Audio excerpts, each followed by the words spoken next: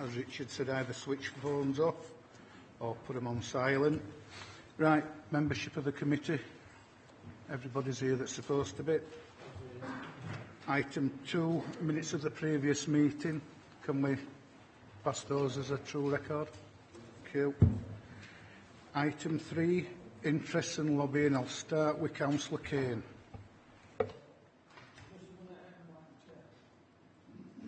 Carol. Rob.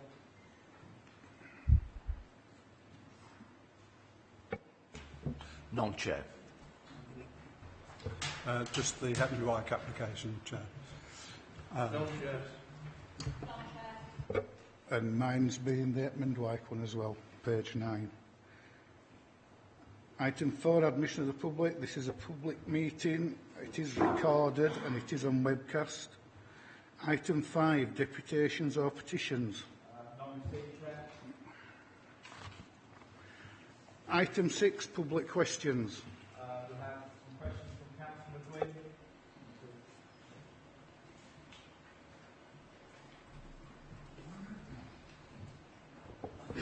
Chris is speaking.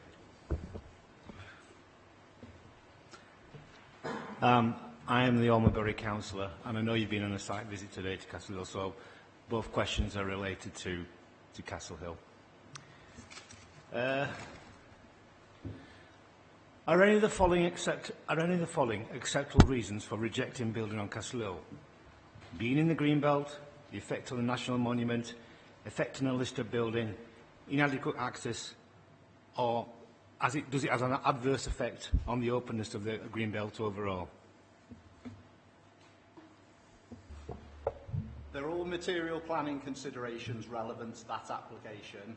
Whether they are reasons for refusal will be for this committee to decide when they are asked to make a decision, which isn't today, as you're aware. And my next question. Is anyone aware of any special reasons why they should allow development on the Greenbelt on Castle Hill? And to repeat, it's for the applicant to demonstrate that very special circumstances exist if it is inappropriate development that generates a need for very special circumstances. And again, it's for the decision makers to decide if those very special circumstances do exist to outweigh the harm to the Greenbelt. And until they're put forward, there isn't an answer to that, to the decision that this committee makes. Thank you. Right. Item 7, site visit. We took site visit this morning up at Ormerbury at Castle Hill. We then went to Woodhead Road at Honley. Right, before we go into the applications themselves, there's 2 that have been withdrawn, so I'll call them out now. And if you've come specifically for one of these, you can either go or stop or do whatever you want. One of them that's been withdrawn is Haid Edge, Home Firth, and the other one is Whiteley Road, Batley. That's been withdrawn as well, which that one is particularly good news.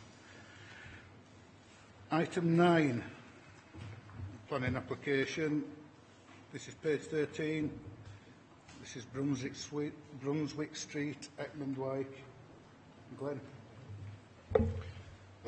Thank you, Chair. My name is Glenn Wakefield. I'm the case officer dealing with this application.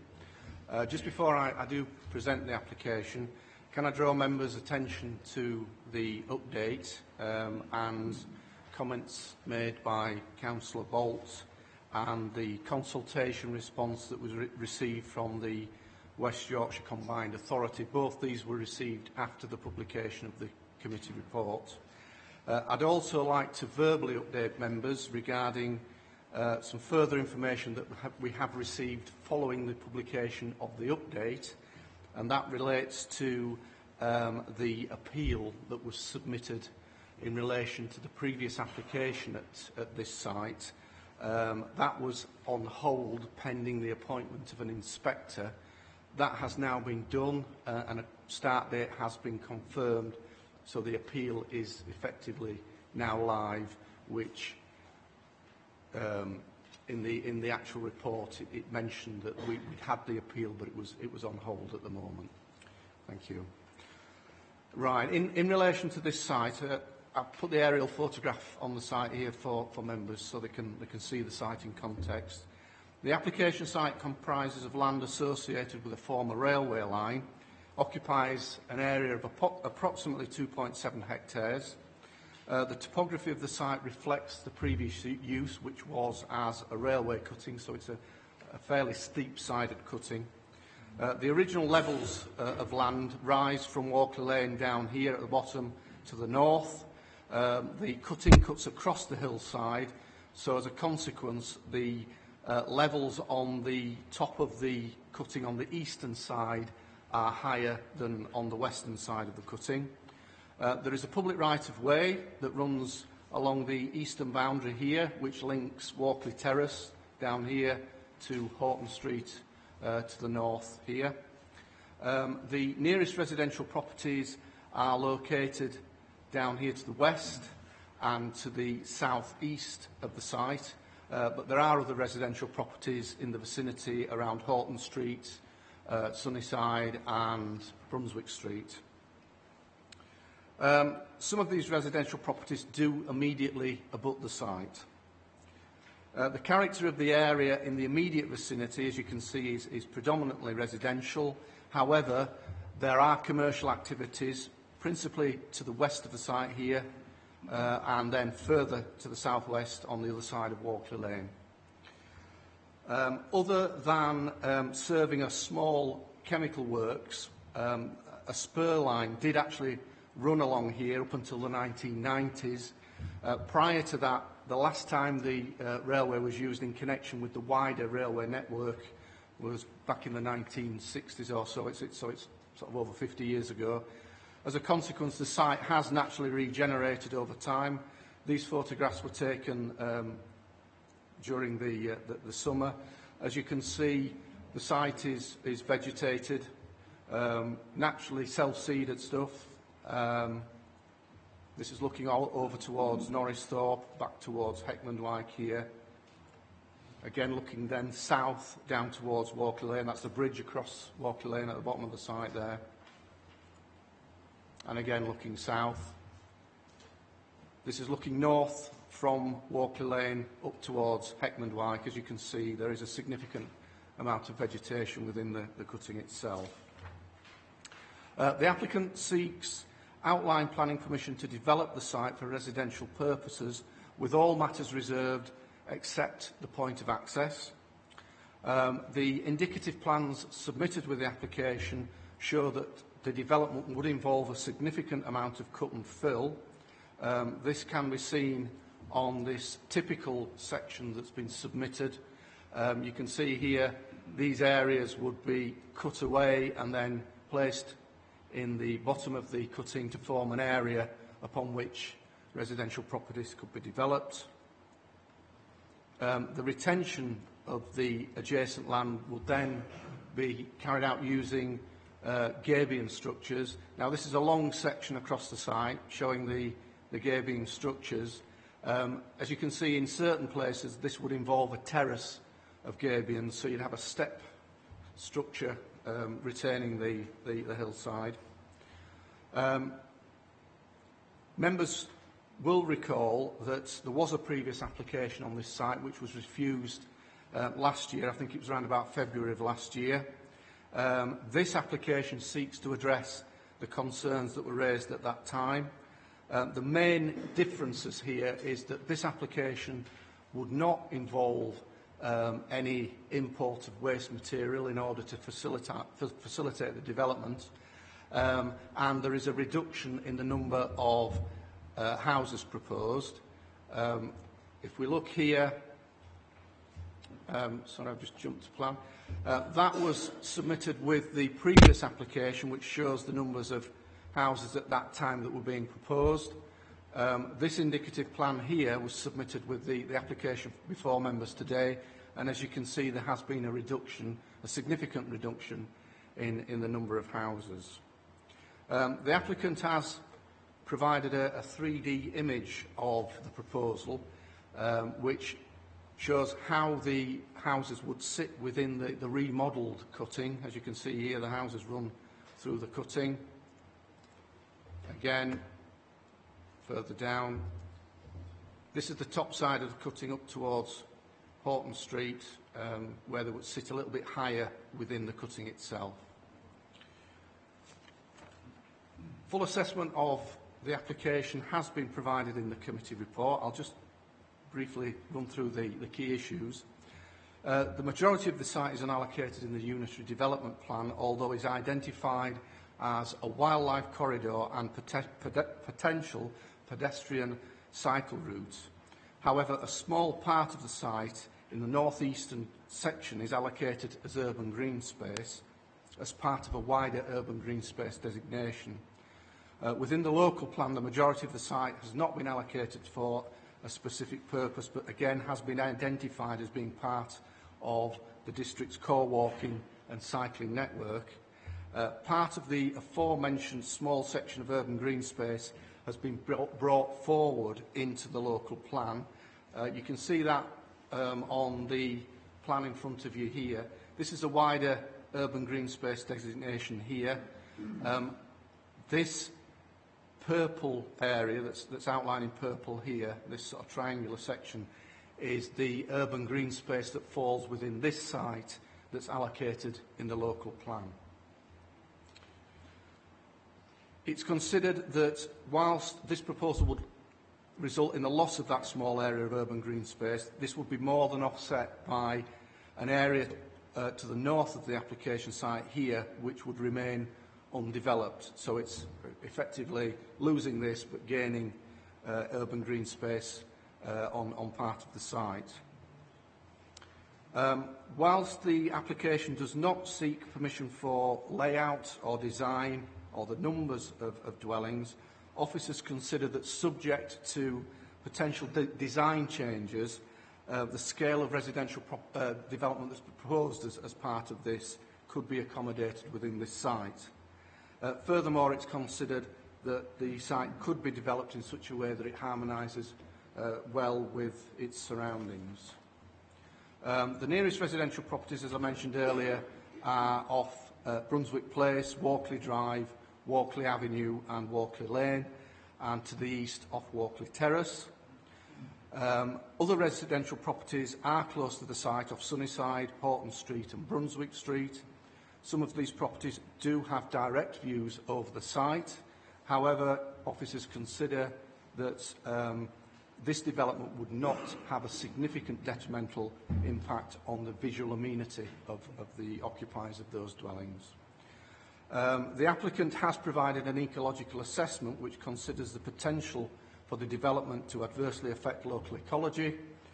These documents have been reviewed by officers who agree with their conclusions that the site is of relatively low ecological value. It's also considered that ecological enhancements could be secured via a subsequent reserved matters application. The site is located within flood zone 1, therefore is at very low risk of flooding. A drainage strategy has been submitted with the application that indicates that drainage can be satisfactorily achieved. The lead local flood authority has confirmed that the site is capable of being drained and now supports the proposal subject to planning conditions which have been summarised in the committee report.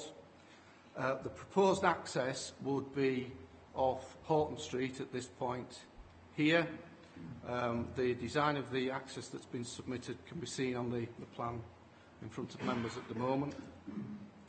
The potential impacts on the local highway network have been considered and reported in the committee reports. 178 individual objections have raised concerns about this proposal. The issues raised and associated responses are again have been included in the committee report and the update. Members will recall that this application was deferred at the last strategic planning committee when members requested that the applicant hold a public meeting with residents and ward members to discuss their concerns and attempt to resolve their objections. It resolved the outstanding drainage issues, provide further details of the cycle and pedestrian link illustrated on indicative layout, and consider the implications of the recently published aspirations of the West Yorkshire Combined Authority for the potential to create a rail link through the Spen Valley as part of a rail network scheme. Members will note that the committee report has been updated with regard to these issues, and I'll just briefly outline to members what the results were. The applicant organised a public meeting on the 14th of December of last year, to which ward members were invited. The minutes produced by the applicant have been appended to the committee reports. Following a review of the information submitted by the applicant, the lead local flood authority has confirmed its support for the proposal, subject to planning conditions requiring further investigations prior to the development commencing of potential outflows to ensure the most sustainable solution for surface water drainage.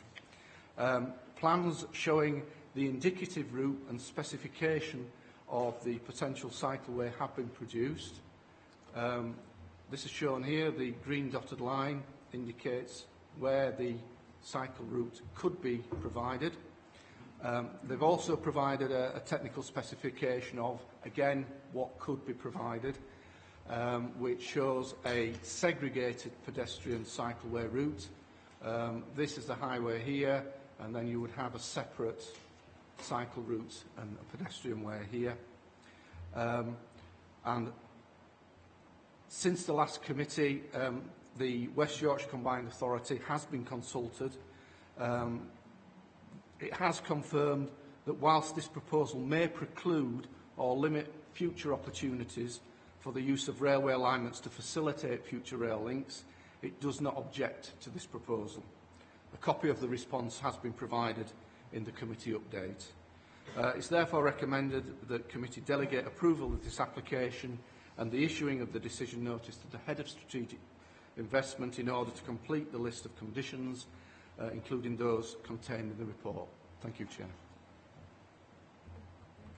We've got Councillor David Shear.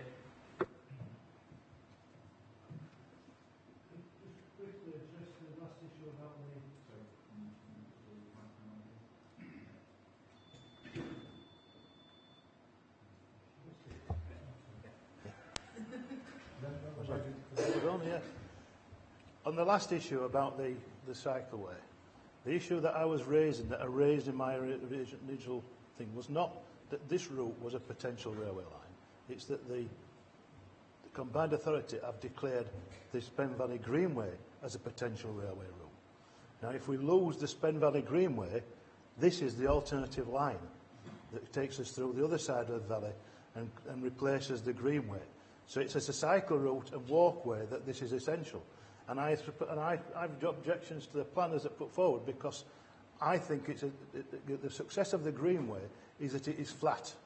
It is level as a railway line that allows many, many uses of it. So it allows people of all ages, not dedicated cyclists, to use it for walking and for cycling. And if we take it on this route, by putting the fill in the bottom of the valley, makes an extremely steep bit at the front of the Greenway. So my view is that any plan on this site should mean that the Greenway should stay level all the way through. When originally the British Rail Property Board sold the bits of land to Sustrans, the bit of land from the tunnel at Orton Street to the Robert Peel and the other bits, it was on the basis of creating a Greenway. Unfortunately, they sold this bit of land to a speculator at the time. I don't know, obviously, because the British Rail Property Board make as much money as they could. I attended the public meeting, and I've got to admit I don't think it achieved the aims of this committee, because I don't think that the residents were given a chance. If a lot couldn't attend, and they weren't given a chance to really address the issues of their concern. My biggest concerns on this site are, one, is that the length of time it would take to do all this construction work and the disturbance to local people, because it's indeterminate. And at the public meeting, they said they hadn't done the detailed engineering work to design what the layout would be, or how much cut and fill would be needed, and how much work would it need at piling, how much noise and how much dust would be created. So we're being asked to buy a pig in a poke on this site about how much disturbance will be given to local people. And I believe that the other part of that site, what suspect, when he announced at the meeting that he was appealing the previous decision, which was appalling, as we all know, and he was appealing that on the basis that our highways department didn't know what they're doing and they were going to win the appeal because our highways were rubbish. That's what the developer said at the meeting. Which implied to me, by putting that appeal in, that he's so keen to bring the infill into site. And I believe if he gets this access, his next application will be a variation to bring infill into that site. So I'm totally against it because I don't think we're told enough about it. We haven't got enough information on it. The disturbance to the local residents and the loss of the cycleway are my biggest concerns, because that's the planning concerns we've got to look at. Thank you. We have Colin Berry, who's speaking on behalf of the Span Valley Civic Society.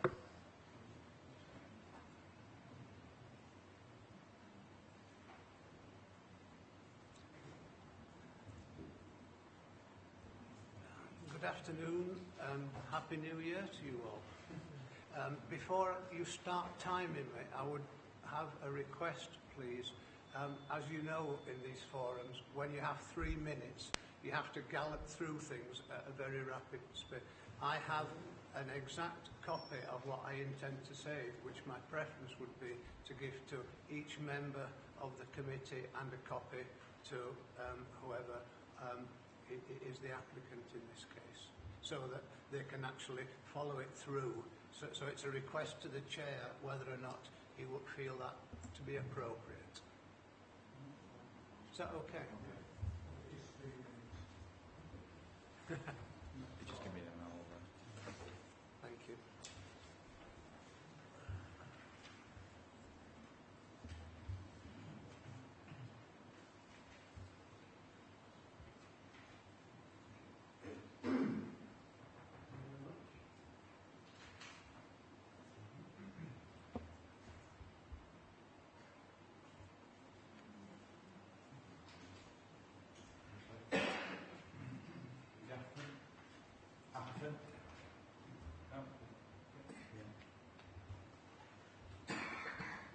Okay, thank you.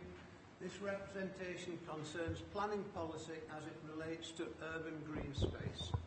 A significant proportion of the proposed site is allocated as urban green space in both the UDP and the local plan.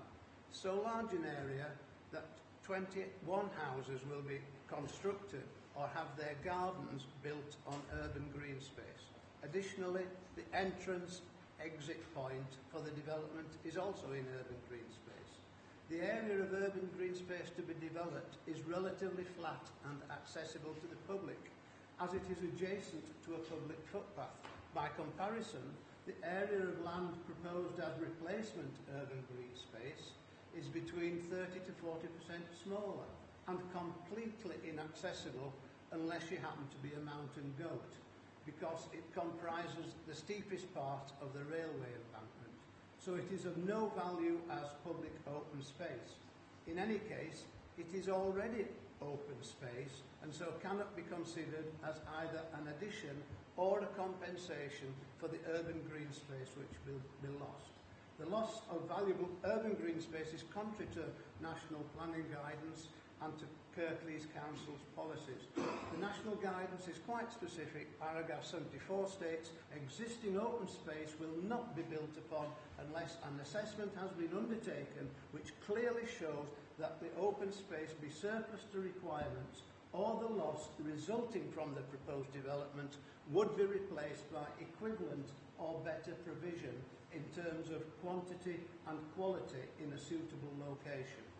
The new local plan, which the Council itself stresses should be given considerable weight, replicates exactly this guidance. The application meets none of these criteria. There is no assessment which shows the open space to be surplus to requirement. The replacement is either equivalent or no better in terms of quality or quantity, and it is not in a suitable location. In fact, it is non-existent. The proposed loss of urban green space should be seen in the context of Kirklees Council's own open space report, which confirms that Heckman White Ward is very lacking in natural and semi-natural green space. Heckman White has only 0.67 hectares of open space per 1,000 population, compared to Kirklees Council's standard of 2 hectares per 1,000 population. Heckman White already has the 4th lowest ratio of open space in Kirklees. As it happens, the 3rd lowest is in the neighbouring Batley Ward. Consequently, the loss of any urban green space in Heckman White is of great significance and concern. This breach of Kirklees Council policy is sufficient enough to warrant refusal of planning permission regardless of any other issues. Thank you very much. We have Erica, I think it's Amendi, who's also speaking on behalf of the Spen Valley Civic Society.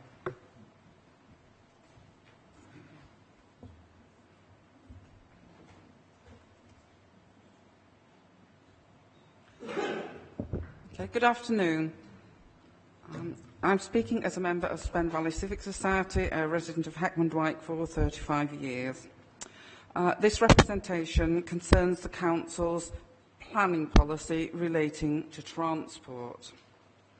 The UDP, as amended in 2007, contains Transport Policy T23, which states development which would prevent the reuse of disused railway lines for transport purposes will not normally be permitted. The narrative accompanying this policy states, given the potential of disused railway lines for a range of transport uses, possibly including a future role for rail use, it's important that their reuse is not prevented by new development. This UDP transport policy is reinforced by the local plan policy PLP 23 that states disused railway lines and waterways throughout the district shall be protected from other forms of development to safeguard their potential to be reinstated to their former use. These two policies can be considered very forward-thinking.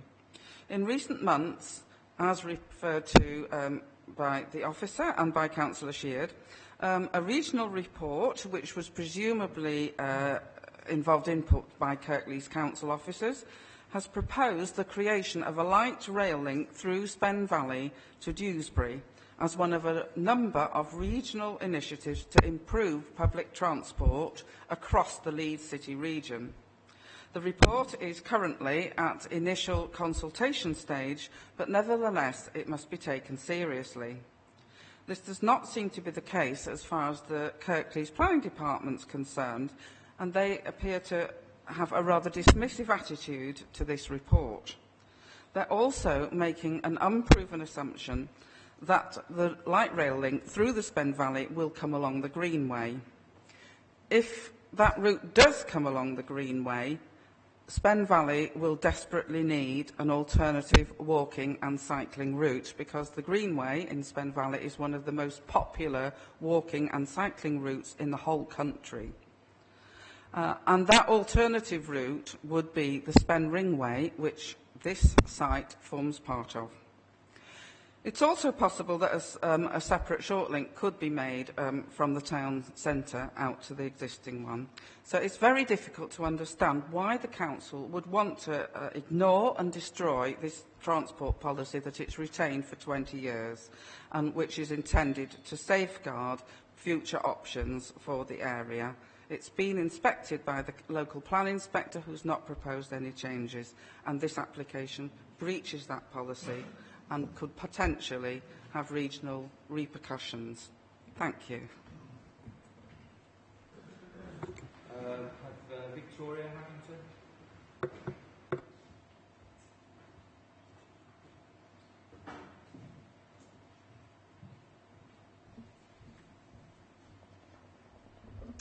Good afternoon, committee.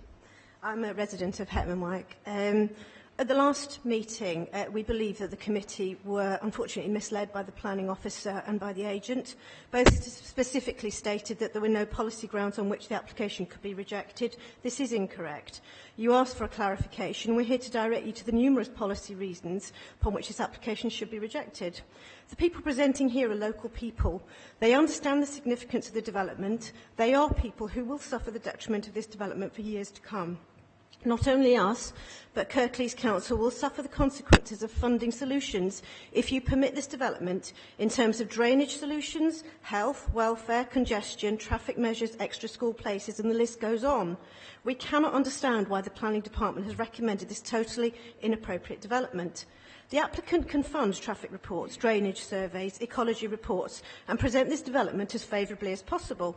Our group can't fund such reports. Highways engineers declined our instructions as they were either compromised or did not want to alienate the developer. So we can't rebut generic national data, but we know that Hetman Wyke is a unique town with unique issues of traffic and congestion, so that these decisions must be considered uniquely to Hetman Wyke, not as against national data. You directed that there should be a consultation with local residents. There has been no meaningful attempt to consult on this occasion or on the previous application. It's entirely untrue that the first application was even put before the local community, as has been set out with the appeal this morning. We were simply told that there was going to be a meeting on Friday, the 14th of December at 3 p.m. Many people have complained about the manner in which the consultation was arranged at very short notice and at a time when most people who wanted to attend were at work or collecting children, and it took place in a sports hall registering 0 degrees for 2 hours. The meeting was arranged at a time that minimised deliberately attendance and was, just like the minutes, simply an attempt to justify the application. The minutes of the meeting are prepared for the developer and are completely misleading. They are not agreed and are unreliable and should be rejected. This profoundly important decision is being rushed through during the Christmas break, where many people are not able to attend because they are away on holiday or caring for children. The applicant has appealed the rejection of the previous application for this same piece of land. That application was recommended for refusal by this same planning officer. That application was different on one ground only. The application now for outline planning permission reduces the number of houses, but that can be amended. The only difference was the infill of the railway, but the grounds for refusal were based on issues of highways, noise, dust, ecology, biodiversity, air quality, drainage and risk of flooding. I've nearly finished. All of those planning objections are still outstanding, but for this application have been minimised by the planning officer. In addition, there are further planning reasons for rejection. We've only this morning been allowed to see the grounds of the appeal, but we ask you to reject this on policy grounds, not on NIMBYism, on policy grounds. Brian Harrington.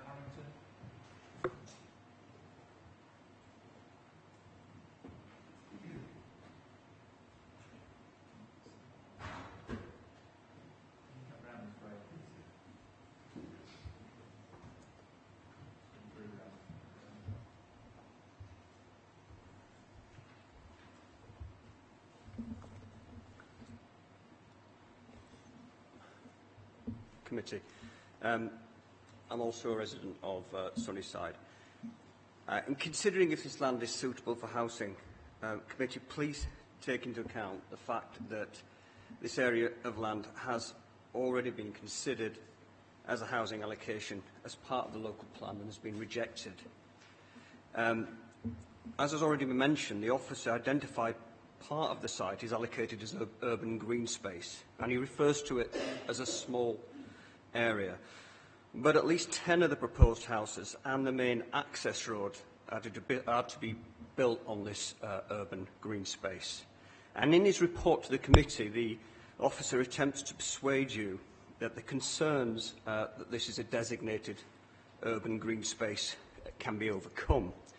And he jumps straight to the fact that the development plan policy allows for development of an urban green space where an alternative provision is provided. But the policy is meant to be restrictive, and as we've already heard this morning, it's very clear that a suitable alternative provision hasn't been provided in either quantitative or qualitative terms, which are the required specification in this regard. So the proposal is clearly contrary to UDP Policy D3 and Local Plan Policy PLP 61. So, because at least 10 of these houses and the main access road are going to be on the urban green space, you have to consider the policy in this regard that's set out in the National Planning Policy Framework, which has been referred to. And I know it's been mentioned, but I think it's really important just to mention it again. It says, existing open space will not be built upon unless an assessment has been undertaken, which clearly shows that the loss resulting from the proposed development is replaced by an equivalent or better provision. Now, the application clearly does not meet this requirement. What's being proposed is inaccessible, the steepest part of the railway cutting, and it's completely wrong for the officer to suggest that this is an acceptable replacement. Referring to the principle of development, the officer makes reference to UDP Policy D2 at 10.12 of his report. We disagree that the site is without notation on the proposal map. We do not accept the relevance of Policy D2. But in any event, the proposal doesn't accord with UDP Policy D2. It would prejudice the implementation of proposals in the plan. It constitutes overdevelopment, prejudices highway safety, negative impact on residential amenity, prejudices visual amenity. I'll just finish by saying that the applicant here is a speculator, and it's already been mentioned, and he's bought this piece of land hoping to persuade you eventually that it's suitable for housing. It isn't suitable, and it's never been. And we hope that you will, just simply buying a piece of land like this doesn't give a speculator a God-given right to build. We'd urge you to make your decision for the benefit of Hepton White. Thank you. Luke Harrington.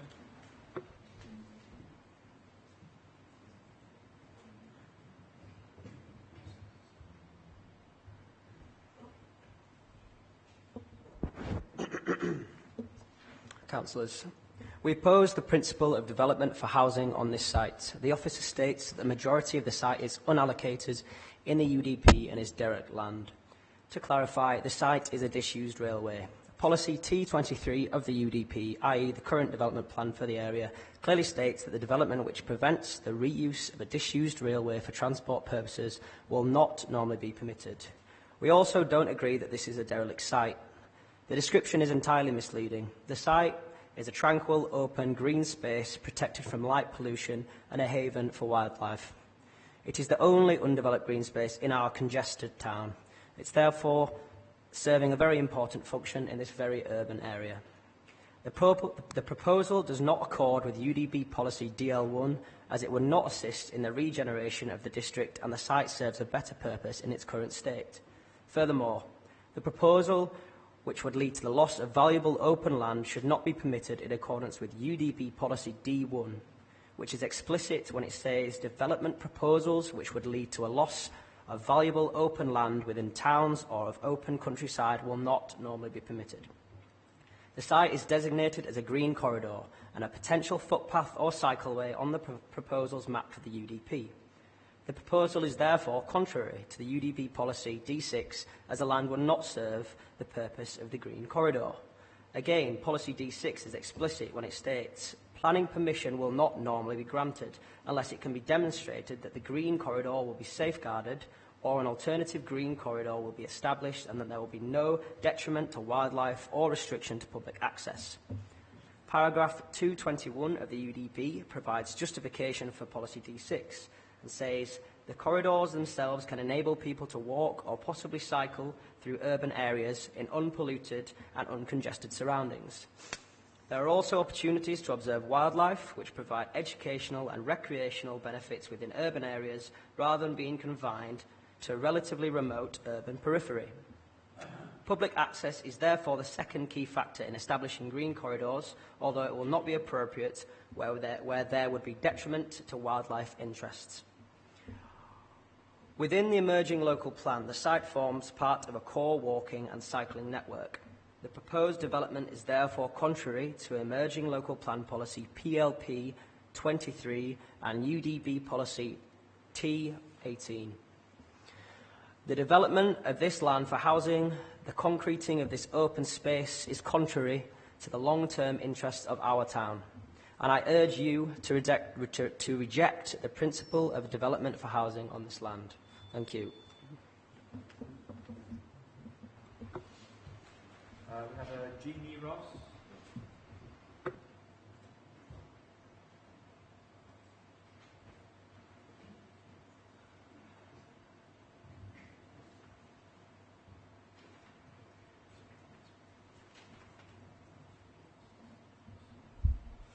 Good afternoon, councillors.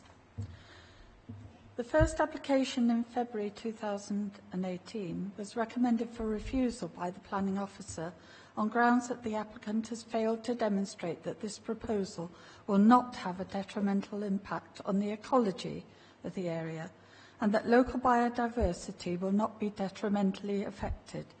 This would be contrary to Unitary Development Plan policies D6, WD5 and Kirklees Publication Draft Local Plan Policy PLP 30 and the National Planning Policy Framework. This is exactly the same piece of land, the same considerations apply to this application but have been disregarded this time. The consultation response from biodiversity states that the site is considered to be important for foraging bats, wild birds and hedgehog, which include priority species. It is the only undeveloped site in Hetmondwike other than the adjoining woodland. The only other patches of green are school playing fields. The site is full of wildlife, including toads, frogs, butterflies and short-tailed voles, shrews, foxes, owls, sparrowhawks, kestrels, buzzards, great spotted woodpeckers. It forms a green corridor to the Greenway, now populated with occasional visiting deer, kingfishers, badgers, and within 2 minutes' walk is a habitat for great crested newts. Development for housing on this site is completely inappropriate. In light of the requirement to preserve the environment and protect biodiversity, the loss of this habitat cannot be mitigated after the event, once the cut and fill and heavy engineering has destroyed the area. Nature is doing its best, but the fight against concrete is being lost. Nature needs support and encouragement from the Planning Committee. The consultation response requires a risk assessment of potentially damaging construction activities. It is clear that there will be a destruction of the habitat for wildlife. The developers commissioned Middlemarch survey undertaken on the 7th of June 2017 clearly showed material considerations were not taken into account, i.e. specific grass species under the UK biodiversity framework were not itemised in conjunction with neutral grasslands, acid grassland and sandstone terrain and priority habitats. This development will fail to protect or enhance ecology. The proposal will be a detriment to wildlife and the site's role for nature conservation will be lost forever. The development is contrary to UDP policies EP11, D6, NE4 and the NPPF and Emerging Local Plan Policy PLP 30. I entreat you to reject this proposal, please. Thank you. We have David Pollard.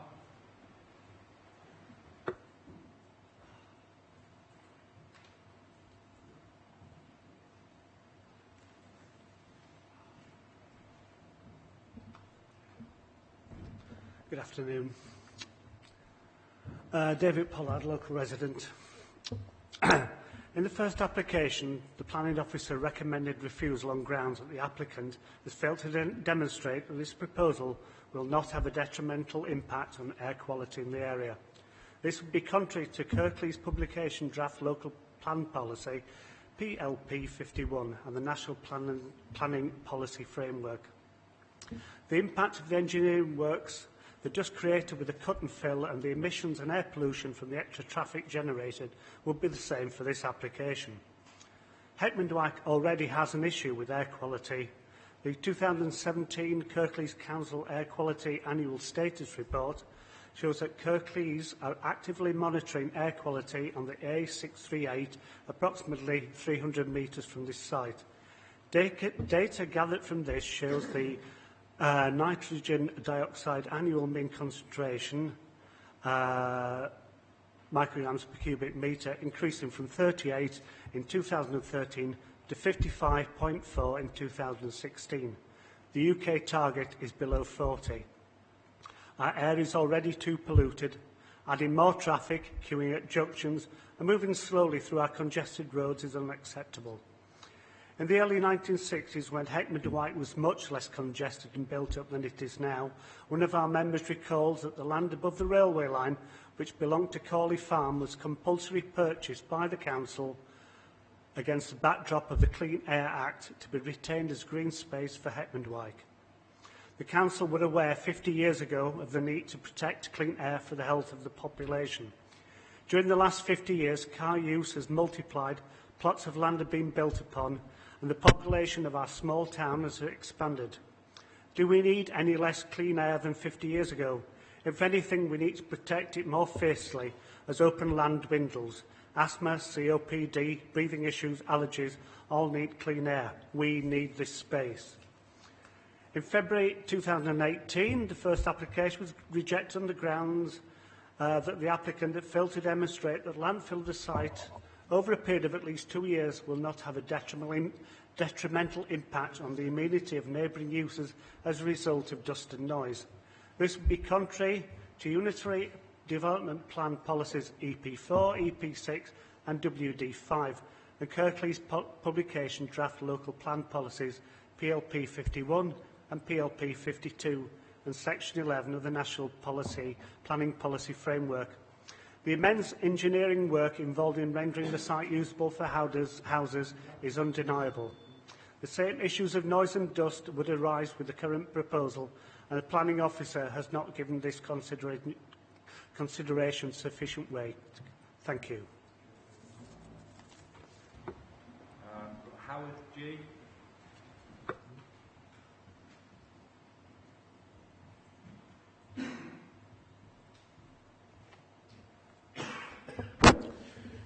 Howard G, local resident.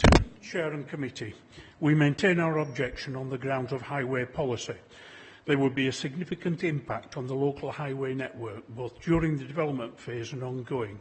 The proposal is therefore contrary to UDP policy T10 and BE2, local plan policy PLP 21 and the MPPF. The previous application was rejected in part due to concerns over highway safety. The planning officer stating the local highway network is not capable of safely accommodating the regular daily movements of the heavy goods vehicles needed to transport infill material. The same issues will apply to the heavy engineering needed to develop this site. The cut and fill operation will require heavy plant and machinery, building materials and long-term added traffic accessing the site via small residential streets congested with school traffic and cars parked on both sides coming through our town, adding to the congestion and pollution we suffer. Heckman Wyke has a population density similar to Coventry or Hull, greater than Sheffield or Leeds. Recent developments exacerbate this. Heckman Wyke is a known pinch point between surrounding towns and cities. Any additional development will have a negative effect on the local roads. The applicant has chosen to not to undertake a full transport assessment, opting for a transport statement, which requires no assessment of the surrounding highway network. The NPPF requires a transport assessment if there is a material impact created by the site. There will be a material impact from this development. Kirklees Council would be negligent if they did not demand that the developer undertake a full transport assessment, given the already constrained nature of the surrounding highway network, particularly during the peak periods. The transport statement indicates that for 74 dwellings, each with 2 cars, there will be 18 arrivals and 34 departures in the morning peak hour. The evening peak, 35 arrivals and 22 departures. This is clearly nonsensical. The TRICS data points have little in common with Heckman Wyke. Comparing our local infrastructure with Ripon, Boroughbridge or Lincoln is a nonsense. The Ipswich sites are modern developments with wide roads with cycle lanes either side. Most of the sites are in walking distance of rail transport. Heckman Wyke has a higher proportion of car usage than the national average. Based on the 2011 census data, vehicles per household, employment rates and method of transport to work, we may expect 74 commuting vehicle movements in the morning peak. Non-work traffic, for example, the school run, adds even more, increasing traffic queuing to exit the area with a related increase in air pollution. I'll bring it to a conclusion. The limited queue length analysis is pointless. Traffic in these queues only go on to join further queues. There's no space capacity on these roads. On the 3rd of November 17, between 9 a.m. and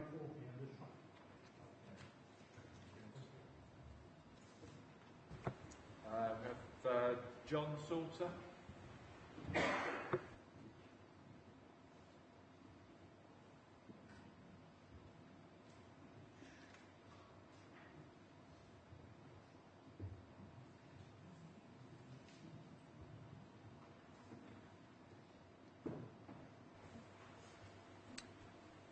Hi, my name is John Salter. I'm a local resident also.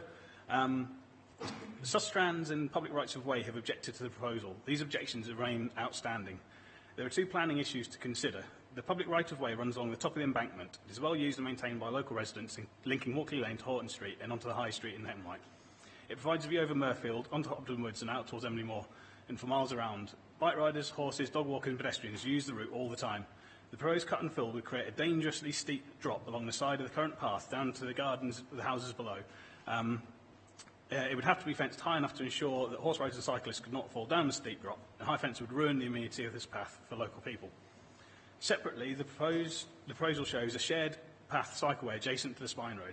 This is no more than a path through a housing estate, and it would have no amenity value, nor would encourage people to walk or cycle along it. The plan indicates the path will cross the driveways of the proposed houses. This is not the vision of the cycle network long held dear by Kirklees. The Greenway is one of the jewels in the crown of Kirklees. This proposal requires children, cyclists, disabled people, dogs and horse riders to utilise a path going through a housing estate, which over time would be inundated with cars. At the public meeting, it was suggested that the west side of the development should be gifted by the developer to Kirklees to enable a path to go behind the houses. This is not feasible. It either goes through the gardens of the houses or it involves digging into the West Bank area, which is outlawed by the Coal Authority due to the mine shaft and the previous working on this site. This is not, therefore, an option. On the most recent plan, the dotted green line showing the link joining the track bed to the north with the spine road raises at a staggering gradient of almost 30%, 10 times steeper than the preferred maximum. The requirement to join the ringway has always been known to the applicant. The advice they were given was a wholly independent route linking at each end to the existing track bed, utilising a 1 in 20 maximum gradient along its length. The spine road itself barely meets this requirement and is steeper than the preferred 3% for cycle routes. If the proposed rail link is reinstated, as Councillor Sheard stated, this route becomes an even more important link to provide a quiet, traffic-free environment. Would you fancy riding a horse next to a railway line? The development is clearly contrary to UDP policy T18 and local plan policy PLP 23, which states the core walking and cycling network, as shown in the policies map, will provide an integrated system of cycle routes, public footpaths and bridleways. The core cycling network will be safeguarded and extended, and the safeguarding of the network will also provide further opportunities for leisure uses, cycling, walking, riding in countryside. The Heckman-Wyke Railway cutting is designated in both the new local plan and the existing UDP as a proposed core walking and cycling route. The planning officer's report incorrectly refers to it as a potential route. If expert opinion is sought and then ignored, there has to be concern about the accuracy and objectivity of the planning department's report. A proposal that may prejudice the function, continuity or implementation of the core walking and cycling network will not be permitted. I suggest this is rejected. Got a Chris Tapp.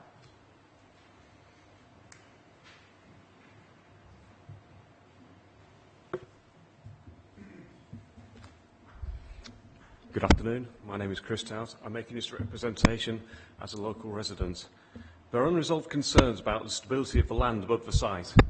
The railway line runs in a deep cut below the main hill in Heckman-Wyke.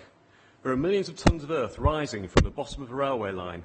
In this development plan, the land traverses some 100 feet at an upward gradient in a very short distance, disrupting the natural density of the soil built up over decades since the railway cutting was created. This type of gradient and the huge drop in distance is similar to a hydroelectric dam, and the project places homes and people at the bottom of what is effectively a 100-foot cliff. Funneling several acres of rainfall, potentially millions of litres of water into the lowest point at Walkley Terrace would cause significant structural damage. In the expert opinion of a designer of hydroelectric turbines, it is a disaster waiting to happen.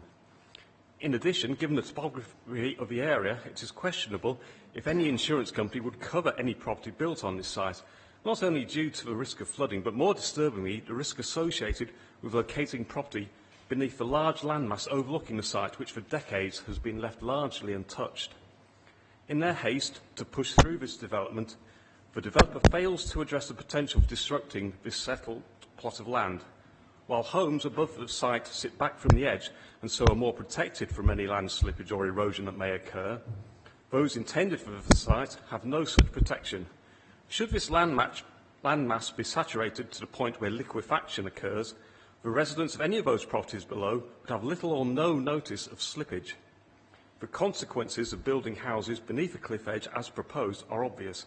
It is not acceptable to complacently state that there are engineering solutions that will be dealt with at a reserved matters stage, nor is it acceptable to state that such issues are facing Home Firth, as you were reassured last time by Mr Frankel. This is not Home Firth. The area is not a rural area with space to accommodate heavy and expensive engineering solutions. The profit that the developer intends to make on this site will not permit for costly and intensive engineering that such an ambitious and dangerous development will need. The proposal is contrary to UDP policy G6, Draft Local Plan Policy PLP 53 and the NPPF. The level of facilitating engineering operations required to make this development possible and the impact on land stability requires far more consideration than has already been given to it. On behalf of myself, my family and the other local residents of Hetman Dyke, I urge you to reject this very flawed proposal. Thank you.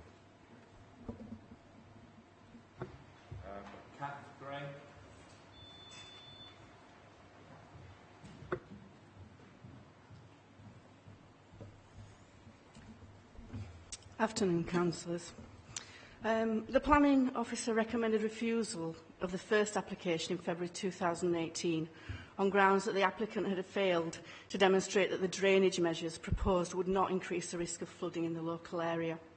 And this would be contrary to Kirklees' publication Draft Local Plan Policy PLP 27 and the National Planning Policy Framework.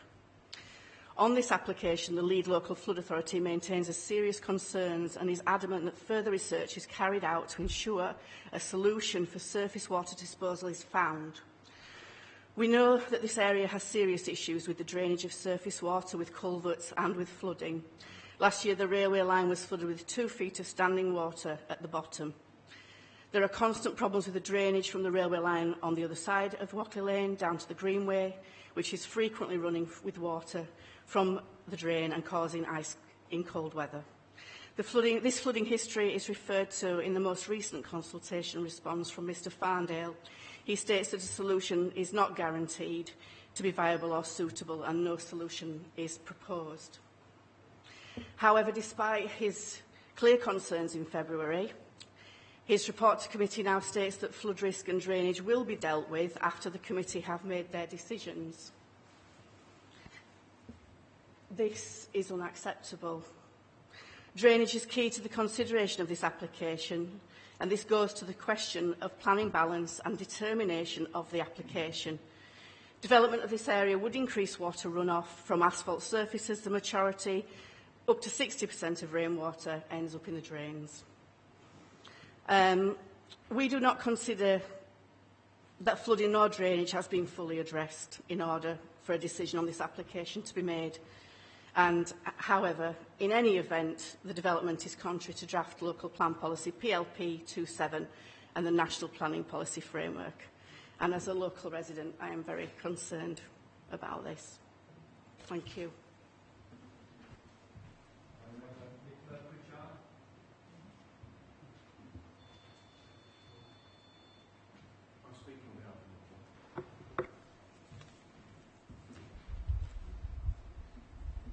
Thank you.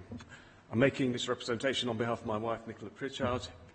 This will focus on the status of the proposed development in respect of a site's designation in the UDP and local plan. The Planning Officer's report makes frequent reference to this site being unallocated. This is not the case. A significant area on which a lot of the houses will be built is allocated as urban green space in both the UDP and the local plan. In the UDP, the disused railway cutting has an allocation as a designated green corridor and as a pedestrian cycle route. In the local plan, it is designated as a proposed core walking, cycling and riding network. As with the UDP, these functions cannot be fulfilled if it is allocated for housing. Within the local plan, the site has already been carefully assessed and rejected as unsuitable for housing. Designated as a rejected housing option is based on and justified by local plan evidence, and the local plan inspector has not proposed any change to the allocation. This wording is important as it is exactly the same one used by planning officers to justify their recommendation to refuse planning permission on another site which was on today's agenda at Whiteley-Batley. The similarities between the two applications are striking because both involve the development of an urban green space. However, the planning department's approach to the two sites is completely different. For the Whiteley site, the value of the urban green space is highlighted, as are the policies in both the UDP and the local plan, which are intended to protect and preserve urban green space. The recommendation to refuse planning permission for Whiteley was on the grounds that the proposed development there does not accord with saved UDP or draft local plan policies, and no exceptional circumstances were shown to exist. This is precisely the same for the Hetman-White railway cutting. No exceptional circumstances are presented which would warrant divergence from policy, and therefore application 2018/91661 should be similarly refused. To allow development here would set a very dangerous precedent by going against part of the local plan which the inspector has considered and rejected.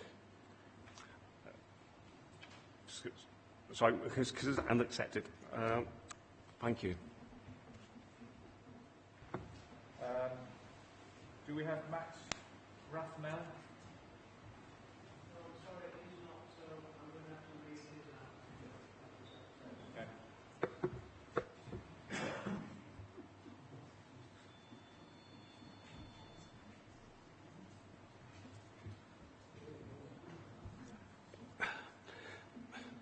My name is Max Rathmell, clearly it isn't. I have worked for 41 years as a professional geologist. I am a life member of the Institute of Quarrying. He is also the chairperson of Spen Valley Civic Society.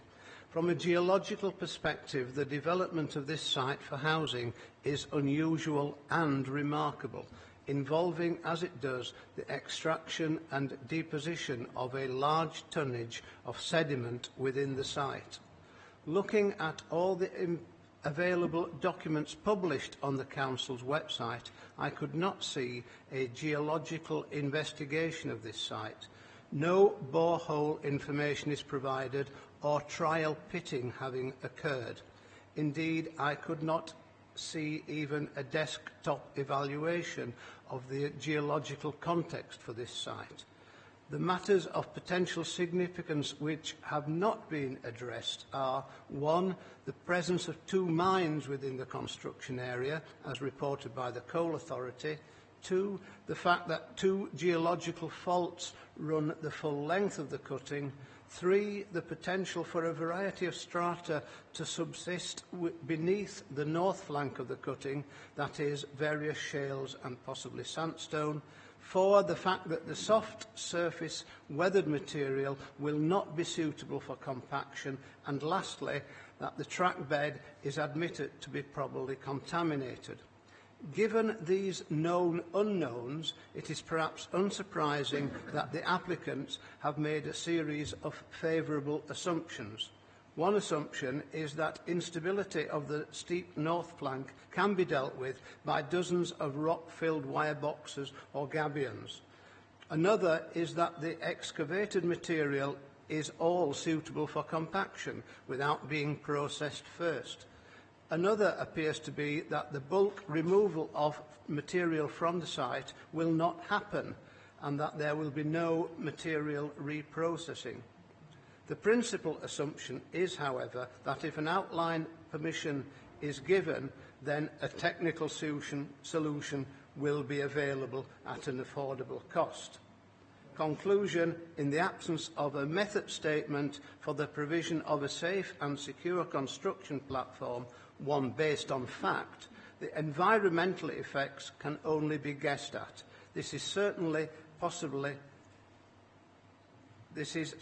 the possibility that events will not turn out as they are made to appear. Thank you.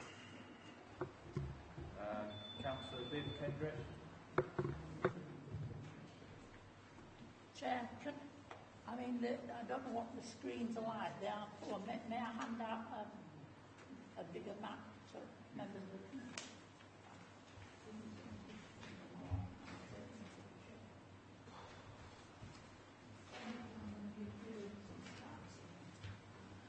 Thank you, Chair. What's that phrase, when the fat lady sings? That's when it finishes. I'm not going to sing, but here we are. I am the end of the representations as such. The UDP refers to this site as derelict land, but significantly a wildlife corridor and a potential pedestrian cycle route.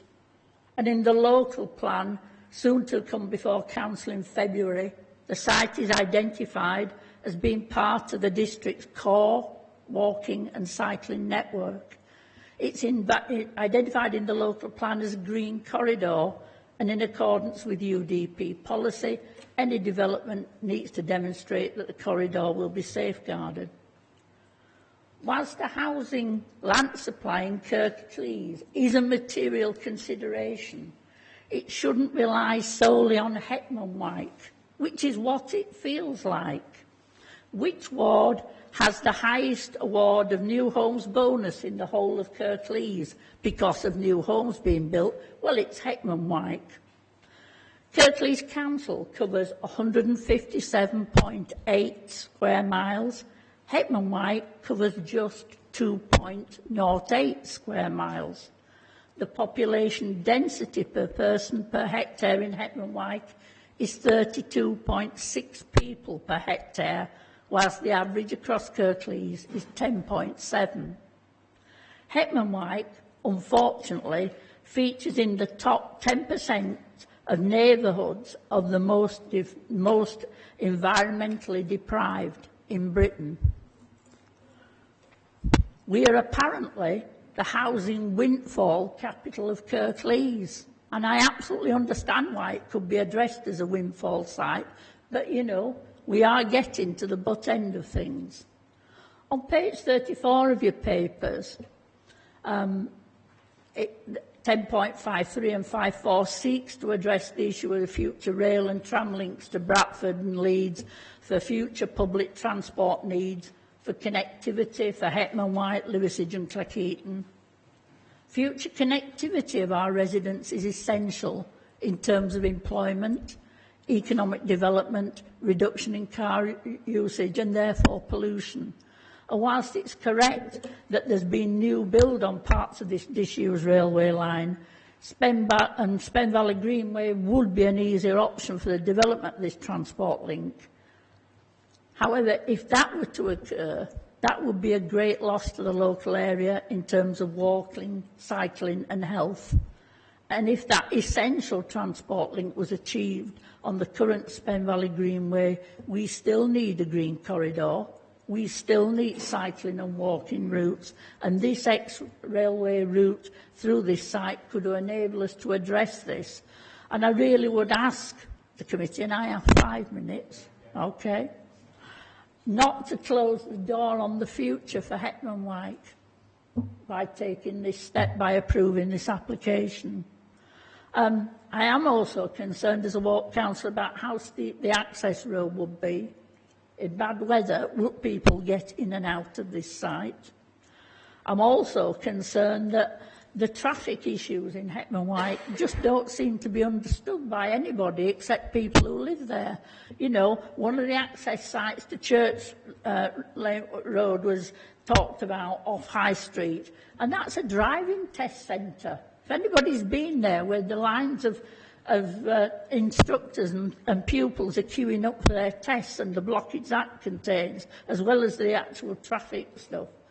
As far as the public meeting is referred to in the notes, I did send my apologies to Jonathan Scott because I was unable to attend with a week's notice and 3 prior commitments. I did receive over 40 emails plus phone calls from residents complained about the short notice given for the meeting and the timing of the meeting, and unfortunately 32 of which I did forward on to members of the committee, but the frustration was what on earth to do about this. I would ask members to clearly consider the fact that this is, in the UDP and the local plan, seen as a core walking and cycling network for Heckman Wyke, and also consider that the West Yorkshire proposals, future developments, and it will be long after I've stopped being a councillor. It is about, if we lose the Spen Valley Greenway, we do need another cycling route, and I would ask members to seriously consider rejecting this application. Thank you.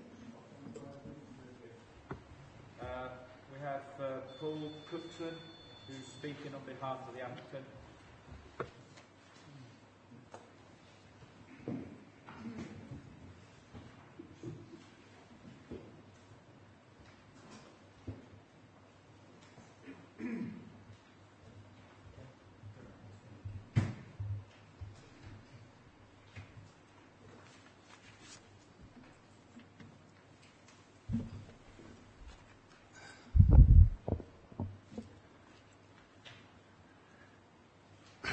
Dear members, I am Paul Cookson, the Director of Ernest Gordon Limited, the owners of the land at the railway cutting Heckman Wyke.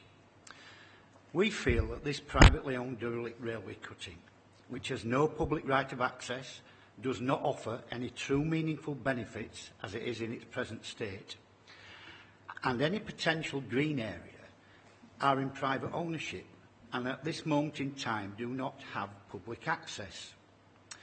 But it could be used as a much-needed development site and incorporate so many potential benefits for a wider community and Kirklees Council. In its present state, it's a magnet for antisocial behaviour, such as constant fires, people using it, although committing trespass, to walk through to gain access to the tarmac path under the bridge at the south end of the land, so as not to cross the main Walkley Road, and also using the cutting as an unsightly and illegal fly tipping area. From an ecology point of view, from detailed reports, it is shown to have very little benefit, but through a planning process, it can incorporate on the western boundary a greener space, provide a green corridor, tree planting, which will give future benefits to wildlife. Through development, it can incorporate a link from the north and south of the site without trespass and a future legitimate public rights of way. To gain access to existing paths and cycle routes, a future link that could give benefits to thousands of walkers and cyclists in a much wider community for hundreds of years to come. This has been talked about in terms of trying to achieve over the last 20 years. It can finally be achieved through this type of scheme and a willingness to do so, working alongside potential future development. This land can address much needed housing demand and also required social housing that is in short supply, all built in a modern efficient methods to benefit the future for us all.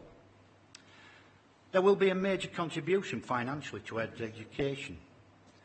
There will be a part of financial contributions, money from council tax on property, ecology benefits, a chance to finally link 2 major public rights of way together, provide access through this land by a productive planning process, and also bringing back into good use a derelict land site, all benefits which will help provide amenities and other contributions for the benefits of all. All major issues I feel have been addressed. I've just 2 more lines if you don't mind. All major issues I feel have been addressed and technical concerns can be resolved by the appropriate professionals at Reserve Matters. We have gone through a robust and extensive planning consultation for this outline application, to establish the principle of development of 74 dwellings with means of access to, but not within the site. Planning and technical matters will be answered by Mr Alistair Flatman, Planning, and Mr Andrew Stoddard, Reader Architects. Thank you for your time. We have Alistair Flatman.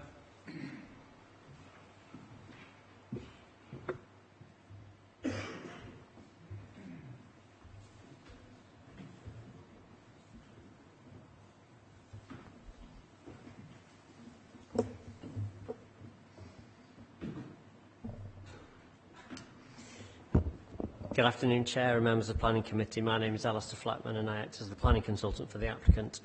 Before summarising the planning position, I'd just like to pick up on a couple of points arising from the previous committee meeting and subsequent comments.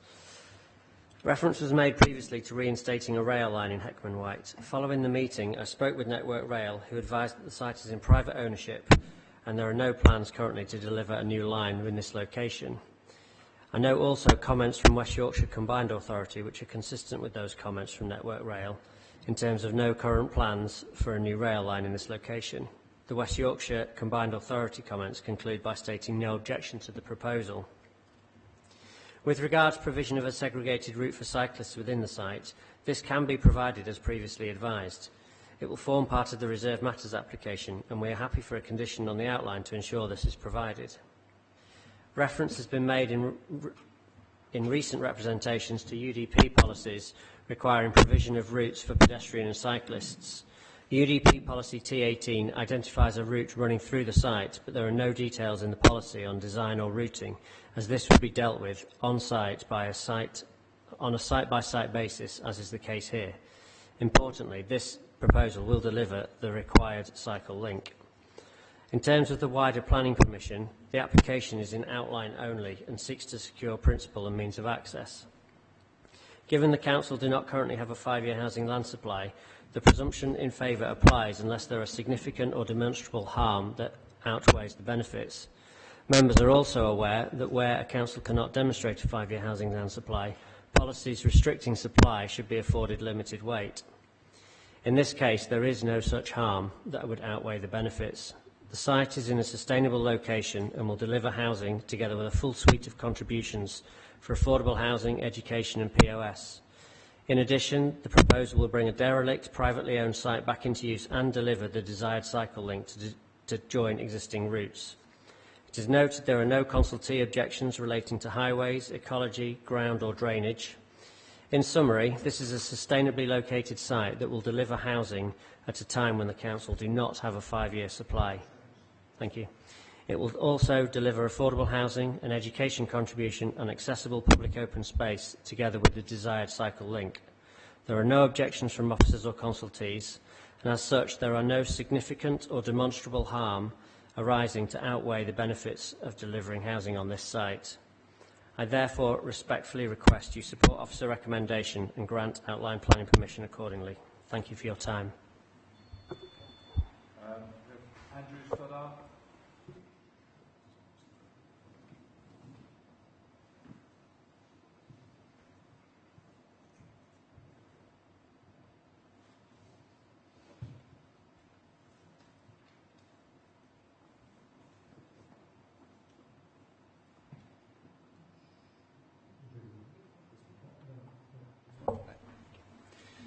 Thank you, Chair, and thank you, members. My name is Andrew Stoddart, on behalf of Vida Architects, the architect on behalf of the applicant.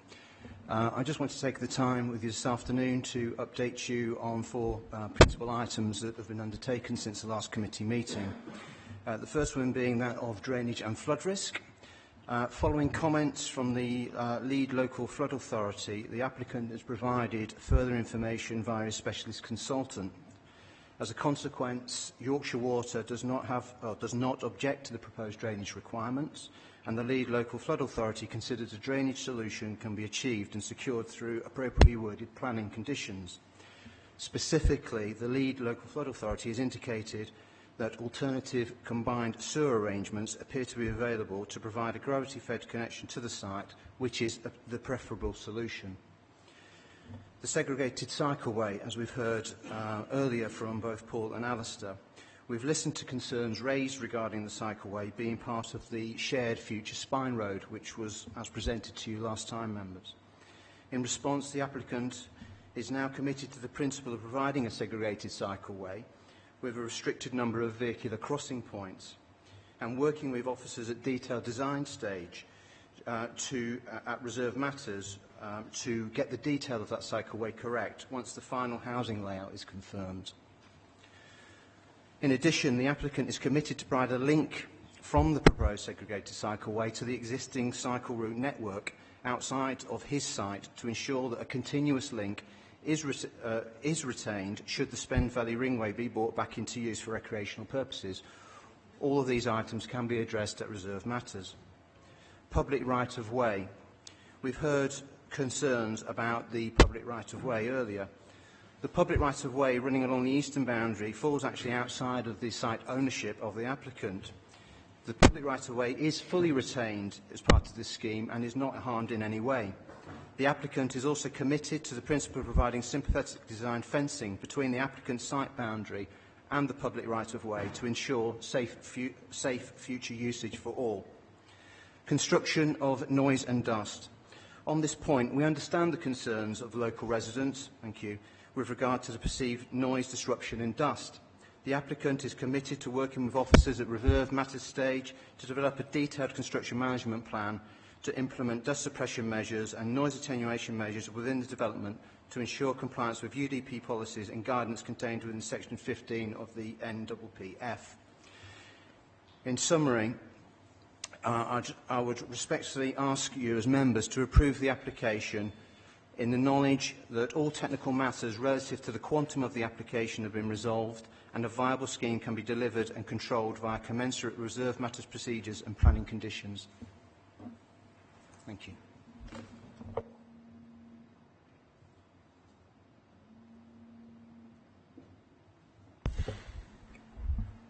Members, who wants to start? Quite a bit to go up there. Councillor Kane. Thanks, Chair. Can I just thank the last speaker, actually, Mr. Stoddart, for sticking to the brief that we set him, and that was the three main items, plus the other item about the public open space, the public meeting. And I have to say that he's addressed all these items, and that's been addressed as part of the submission. So I think in actual fact we've done as much as we possibly can, and most of them have been addressed in a satisfactory manner. I've just touched upon one or two things, and that is about the footpath itself, and remind people that it is indicative at this moment in time, and that it will be part of the reserve matters that we will be deciding upon. We're here today to actually make a decision on whether this planning application can go forward as an outline application rather than reserve matters, and I think it's important for us to remember that. There's been a couple of other comments, really, and that is about the short notice of the public meeting. Can I remind people that we asked for that public meeting? People actually wanted to talk to the developers. The developers actually put together a meeting as quick as they possibly could, because we actually asked for this planning application to come back as quick as we could. And I think they've done as much as they possibly could to have done to get that together. Now, whether people can attend at that moment in time, nothing's going to be where you get 100% attendance anyway of the people that's got a concern. I've got serious, to me, there's no real issues as far as this is concerned. I think it's like anything else. It's a subjective matter, is this, and people living around there will never want it, whatever happens. The one thing that I've got a concern about is that we haven't addressed, and this is a question to you, Glenn, about the PLP 23, about the replacing that piece of land. We don't seem to have addressed that in the report, and I think there needs to be a comment on that. and as to the reason as to why we haven't addressed that. And the only other outstanding item I would suggest is that, I don't know whether it's within your gift, Chair, to ask the applicant, I'm pretty sure it is, if he will draw the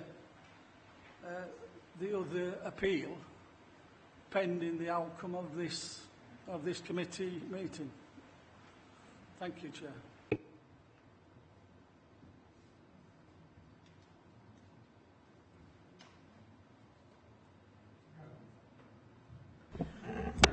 Well, just one comment. I wasn't quite sure if Glenn was going to come back there, but my main concern has been, or is, the footpath and highways access issues. But as Councillor Kane has said, these are both. This is an outline application, and hopefully we will see both of those issues addressed when it comes to reserved matters. So, I mean, I suppose it is with some regret, but I will I will move the officer's recommendation.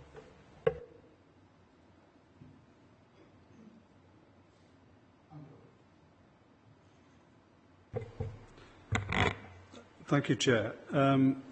You will remember from the previous meeting that I was against this, and I have not changed my view.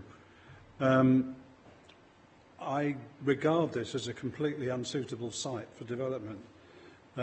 It's in a railway cutting, and yes, I know railway cuttings have been developed in the past, but this is a lot bigger than the others that I know of. And on that score, I think I ought to correct something in the report, which says this was a branch line. Well, it wasn't. It was a main line built between Huddersfield and Leeds, and I suspect that the size of the cutting, the line apparently cost £8,000 a mile in 1901, roughly. So you can see that they went to quite a lot of expense to produce it.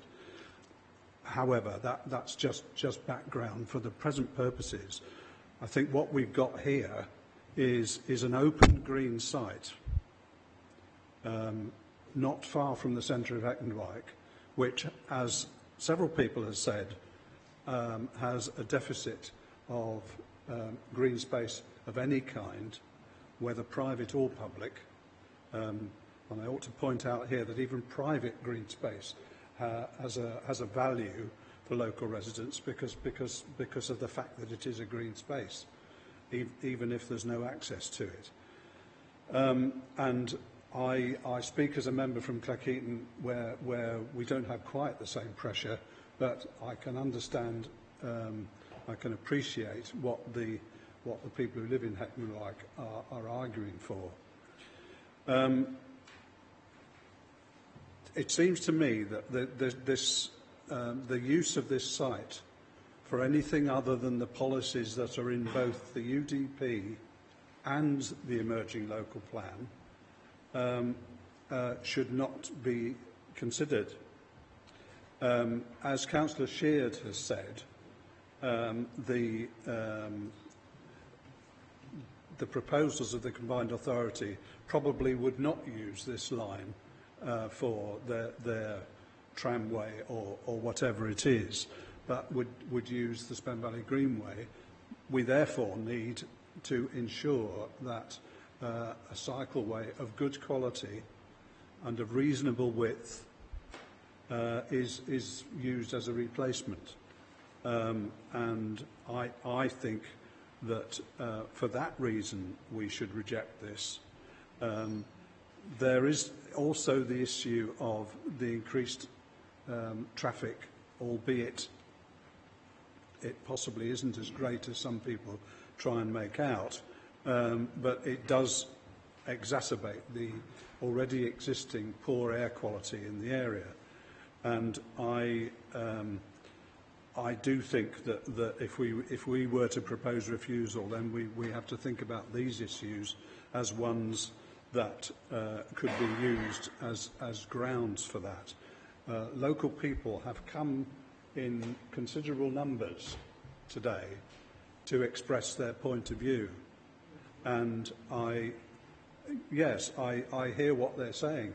I don't always agree with large numbers of local representations, but in this case, I can understand the force of their arguments because they are living in an area without a very large amount of open green space, whether designated as such or not.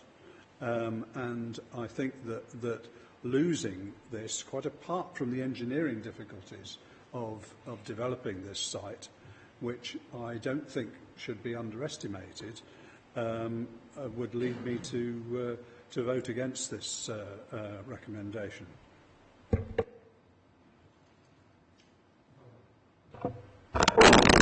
Thank you, Chair. I agree with what a lot of Councillor Pinnock's just said, to be honest. I'm an ex-resident of Epsom White many moons ago, to be honest. And it was quite built up then and has had very little green space then. So I can imagine it's probably got quite a bit less now. So I really do sympathise with the residents and, you know, what they're saying. Obviously, I'm in a completely different position now. And yeah, as Councillor Pinnock said, if they're going to take away the greenway, they're certainly going to need somewhere for a cycleway. So to be honest, I don't think I can quite support this either.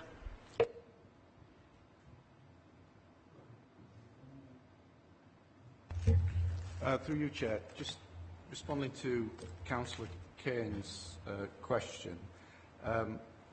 Paragraph 10.5 of the report does indicate that developments on urban green space can be allowed, subject to there being adequate provision of land elsewhere. And within the report, there is a response to objectors' concerns raised on the same issue, which is on page 32, which indicates that whilst a small part of a wider urban green space allocation would be developed as part of this proposal, this could be offset by setting aside an area of land at the northern end of the site. This would comply with policy D3 and Kirklees Local Plan Policy PLP 61. So it's recognised in the report that this site does impact on urban green space, but it is compliant with the relevant policies in that an area within the site could be set aside to compensate for that loss.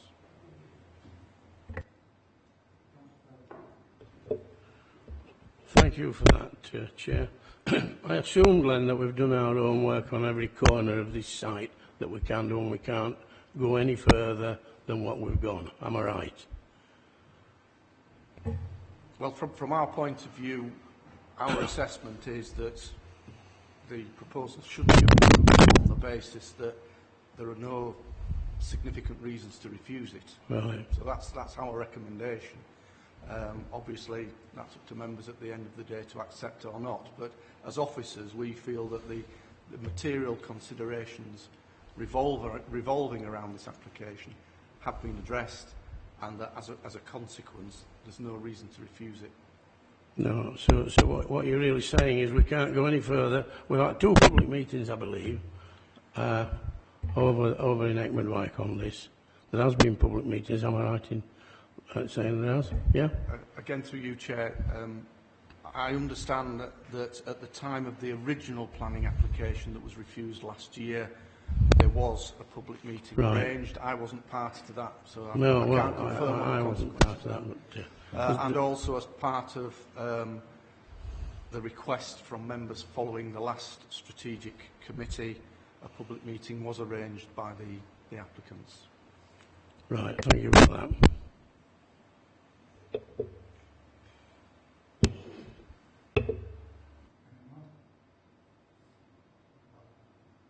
think I need to second Councillor Patterson's approval.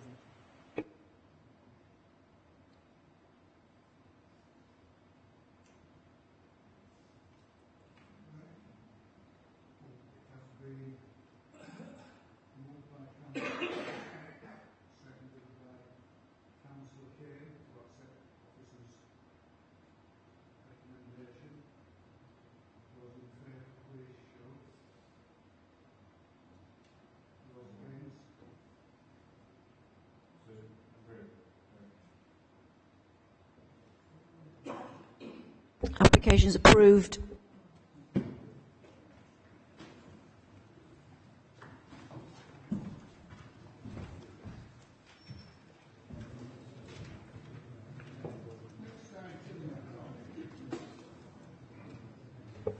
Agenda item 10, page 51, and this is King Street, Huddersfield, and it's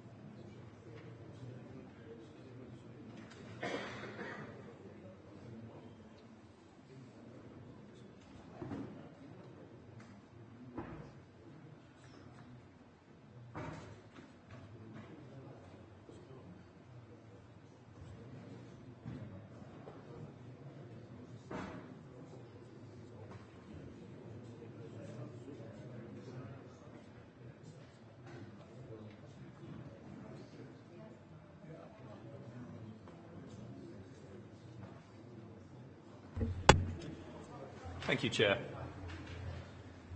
My name is Nicholas Hurst.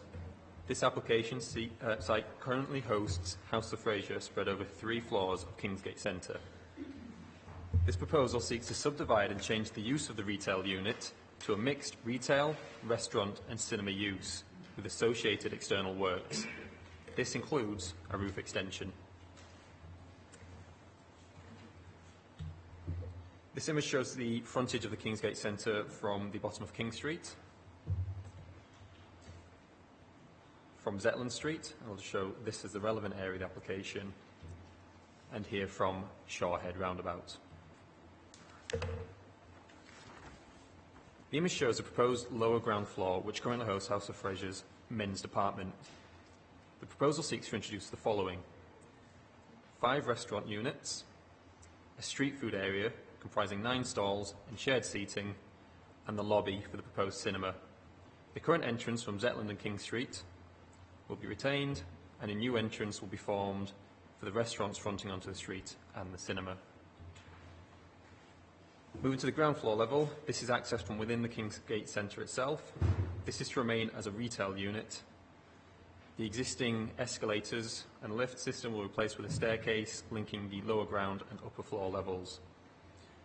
The first floor will host the 9 proposed cinema screens. To facilitate the additional height required for the cinemas, a roof extension is required.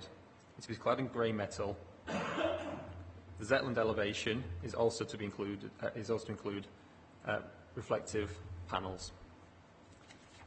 Other external alterations proposed to the frontage on Zetland Street elevation to form a new frontage with the restaurants and cinema access. So cinema and restaurants along. In terms of the mass of the roof extension, the height increase is noted. However, this is mitigated by its location on the roof. The Kingsgate most prominent elevation is from Shorehead roundabout. This is the elevation fronting onto Shorehead roundabout here. The cross-section shows that the extension will be set back from this elevation by a distance of in excess of 25 metres.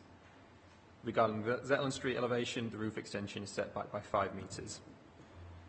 Just to kind of clarify on that point, there is the existing glass roof section of the Kingsgate here, which is shown to be just below the height of the extension.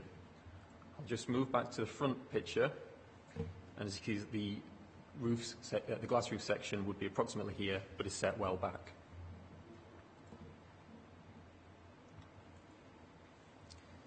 Turning to the Zetland Street elevation, due to the narrowness of the road and density of surrounding development, the prominence of this roof extension will be reduced, and the impact is indicated on the plans here.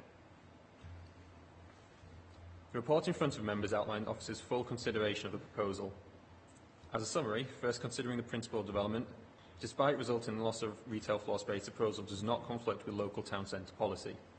Bearing in mind the recent economic climate and difficulties facing the retail sector, officers welcome the diversification of both the Kingsgate Centre and Huddersfield Town Centre. Further, the proposal would enhance the service economy of Huddersfield. This includes the nighttime economy by providing a different offer to the high density of local drinking establishments. Therefore, the principle of introducing a mixed-use leisure and retail development within its highly sustainable location is welcomed. In terms of visual impact, the alterations to the Zetland Street elevation are considered an enhancement when compared to the existing predominantly blank wall.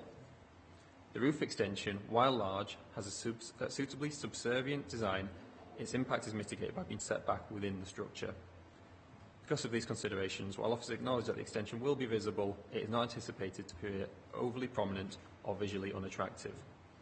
This is giving way to the adjacent Huddersfield Town Centre conservation area.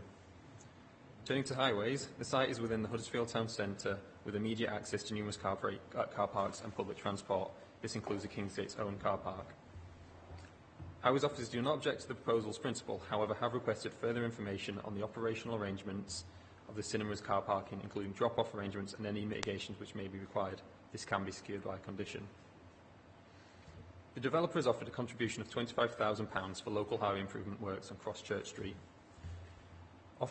Members may remember a previous scheme to extend the Kingsgate, which was for a purpose-built extension with cinema and similar retail restaurant provision.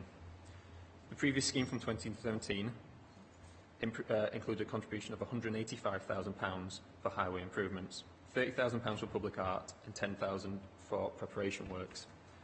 The amount now offered is lower. However, the current scheme is a less intense use, seeking to change the change of use of existing floor space as opposed to creating more.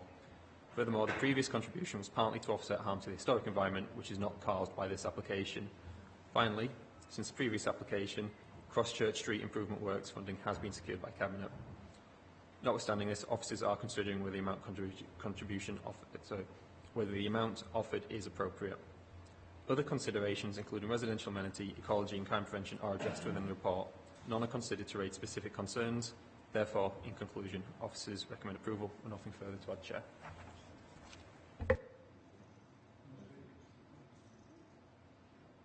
Members? Rob. I welcome this proposal. I think particularly the arguments which are outlined in paragraph 10.5, which looks at the diversification of the nighttime economy in the town centre, providing a cinema as opposed to just bars and restaurants in that part of town, I think would be really good. I think it would complement the existing Lawrence Batley Theatre, and I think it would bring more people into the town centre for purposes other than to go out for a night's drinking. So I think this is something that's been lacking in the town centre for many years, and I think it will be a real boon to the town. Thanks. Paul. Thanks, Chair. I don't want to talk about Huddersfield, to be quite honest with you. As being a Dewsbury member, I think, but I do think it will enhance the town centre. I've just got one concern, Chair, and that is a comment that was made that's in the report, and it's 5.1. Officers sought clarification about materials. Where are we as far as these negotiations are concerned? Because around that area, there is some specific architectural elements down there that are absolutely fantastic, and I think that needs to be enhanced, and you don't want to be putting Yorkshire speak, pig in a poke down there that's going to stick out. I think we really should know what we're going to get before we say yes to this application, to be quite honest with you.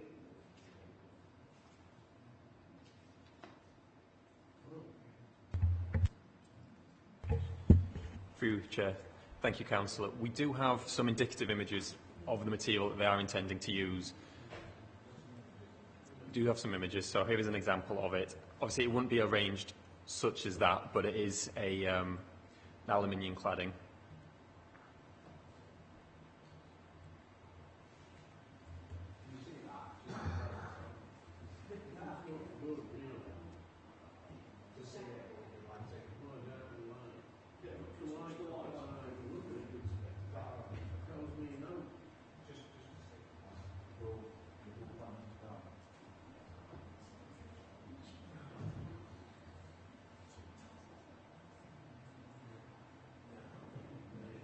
So I'll start from the beginning, just the various ones.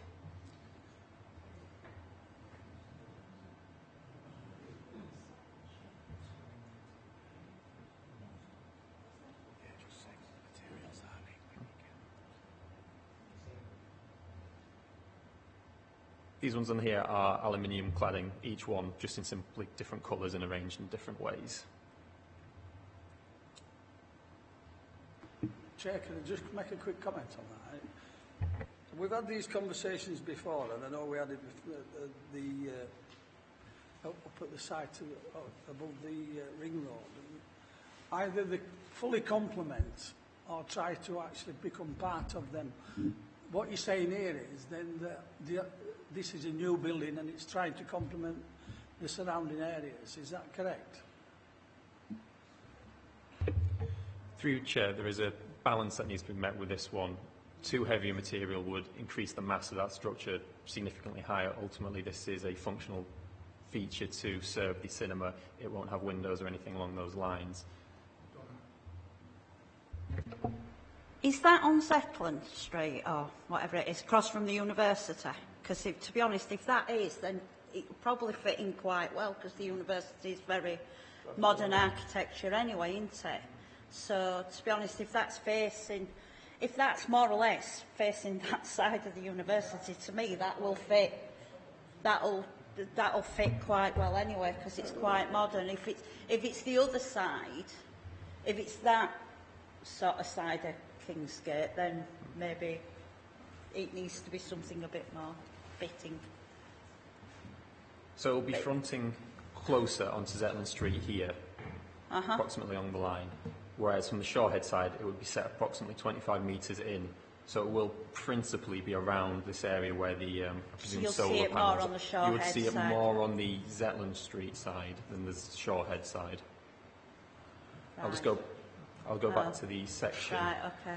So it's not right. I see what you mean. Coming back here, if you are on Shorehead, you'd be looking up with the parapet walling and the separation distance shielding it, as opposed to Zetland Street on this side, where it would be closer. Right, well, it might look better on the Shorehead side. The view from the roundabout will be enhanced by the university at the other side, so I don't think there's a problem there. It's actually what's on Zetland Street that's the issue. But I'm quite happy to leave it to officers to...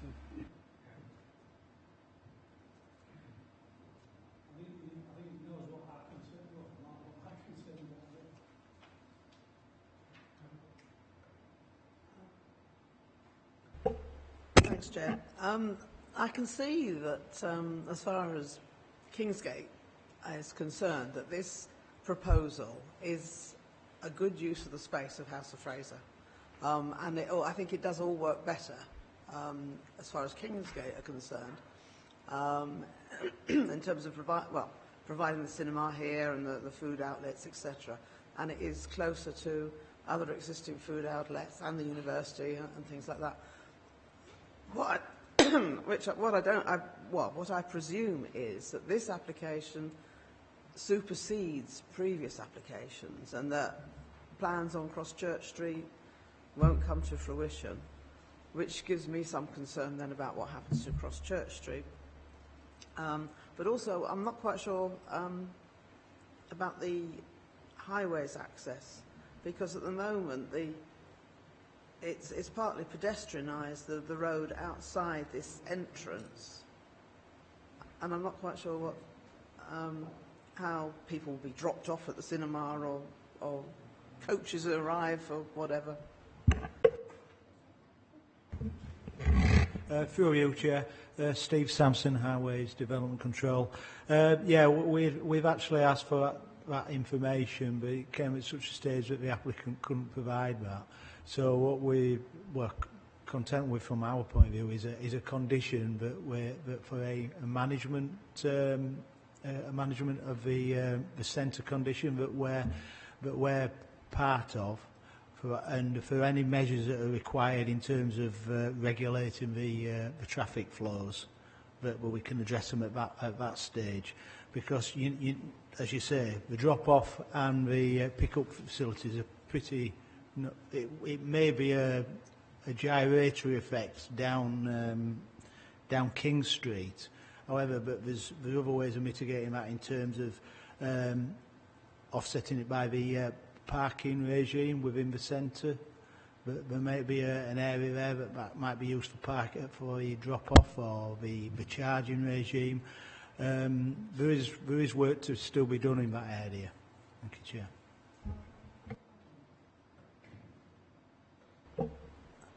I can. Well, obviously, yes, there's work to be done, and I do think it's important for that whole area that is right, because it includes the LBT and the rest of the shopping centre, either Kingsgate itself or the northern half of the town, and Cross Church Street itself. If you do have a gyratory going round past the LBT, down King Street, back out Zetland Street, then I can see that would have definite advantages, I think, to the whole of the town centre.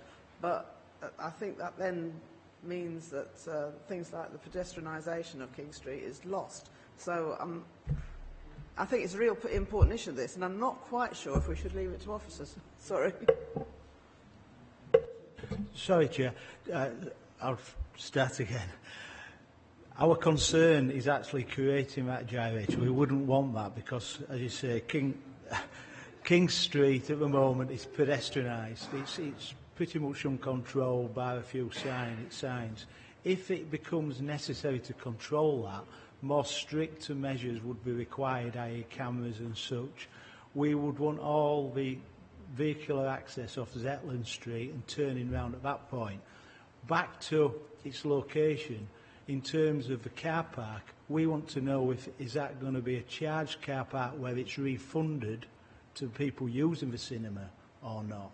That information hasn't been forthcoming because, given its locality in terms of the residential elements and its accessibility, the likelihood of drop-offs is quite likely. So we need to be able to manage that at a later date. But that information we haven't got. We've asked for it, we haven't got it. And thank you, Chair. We can provisionally accept this application with the condition on there that the traffic management plan, and in particular, I've got to agree with what Councillor Patterson said.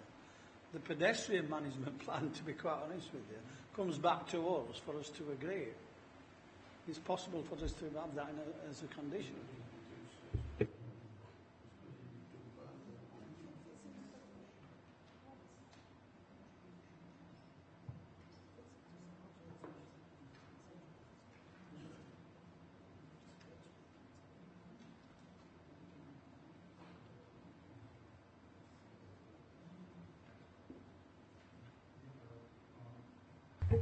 Sorry, thank you, Chair. I would just mention there are works planned for Cross Church Street which are separate to this application. Pedestrianisation and the improvements on there aren't dependent on this. They are processing separate to this application. So I thought I'd just clarify on that.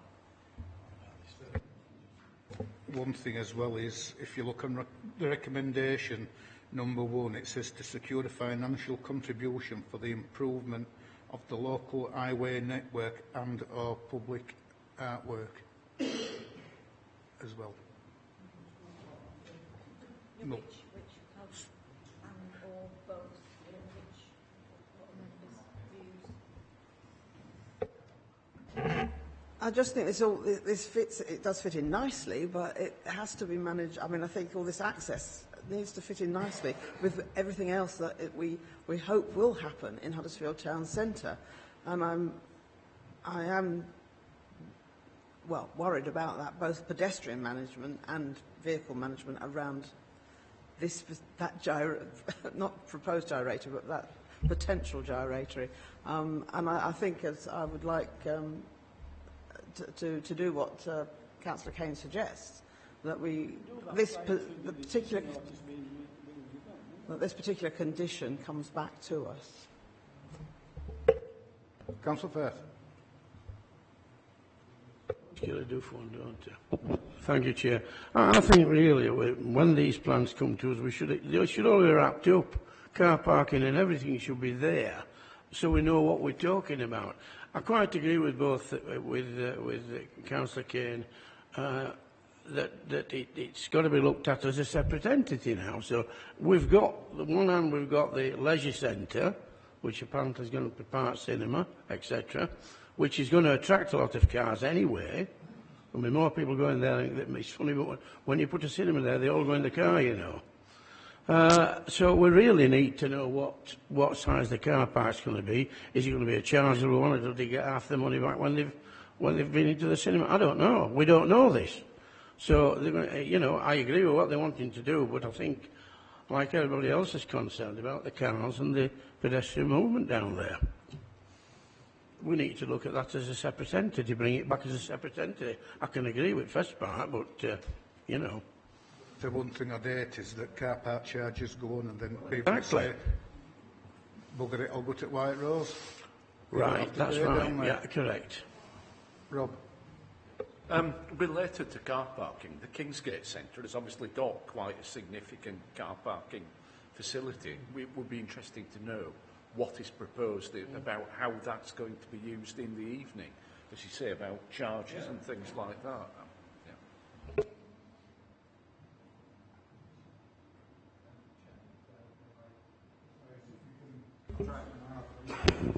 I'll try and wrap it up. I think Graham's pretty positive about the development.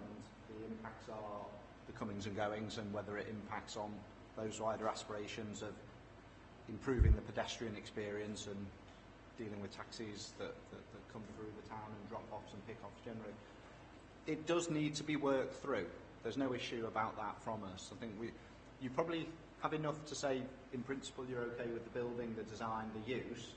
In terms of the car parkings and the comings and goings, it is something we can pick up in a planning condition. We can bring it back to planning committee here for you to see, and therefore you have another element of discharge on that, and therefore control.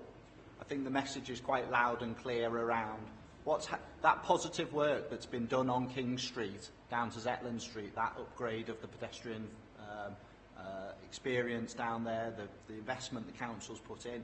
We want to recreate that onto Cross Church Street, but we don't want to unpick that with a there will be some more traffic activity down there. There has to be, because of the nature of the loop that comes down there. But how much activity that is depends on how efficient they can make the use of the car park in the centre at the night time, and the incentives for people to park there as opposed to drop-offs and pick-ups. So there's a lot of ability to make sure we get the outcome we want. I think that can be in a planning condition. I think you can then get it back here to say, yes, that is what we expected, and that it's a pre-commencement condition, or a pre-construction condition, perhaps is better phrased, and then you've got that control.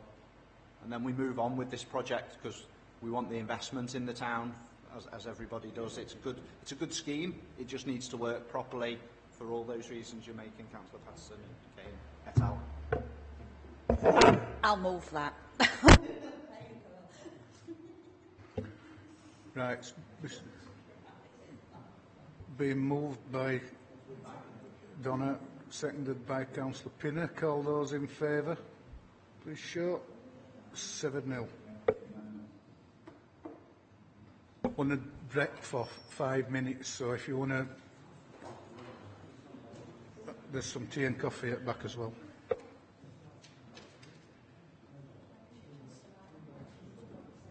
Again.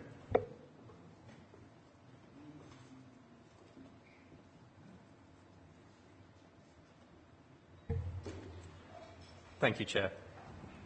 Queensgate House currently hosts the Huddersfield County Court on the ground and first floors, with a vacant office space on the second floor.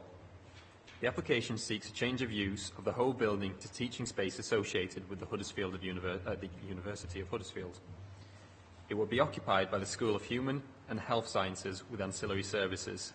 This would include a provision of student-led clinics for podiatry and physiotherapy. No physical or internal alterations to the building are proposed.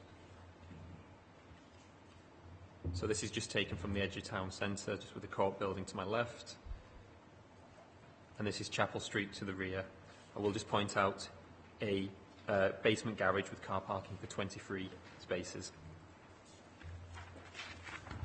As I said, there's no external or internal alterations. There's no plans to show you.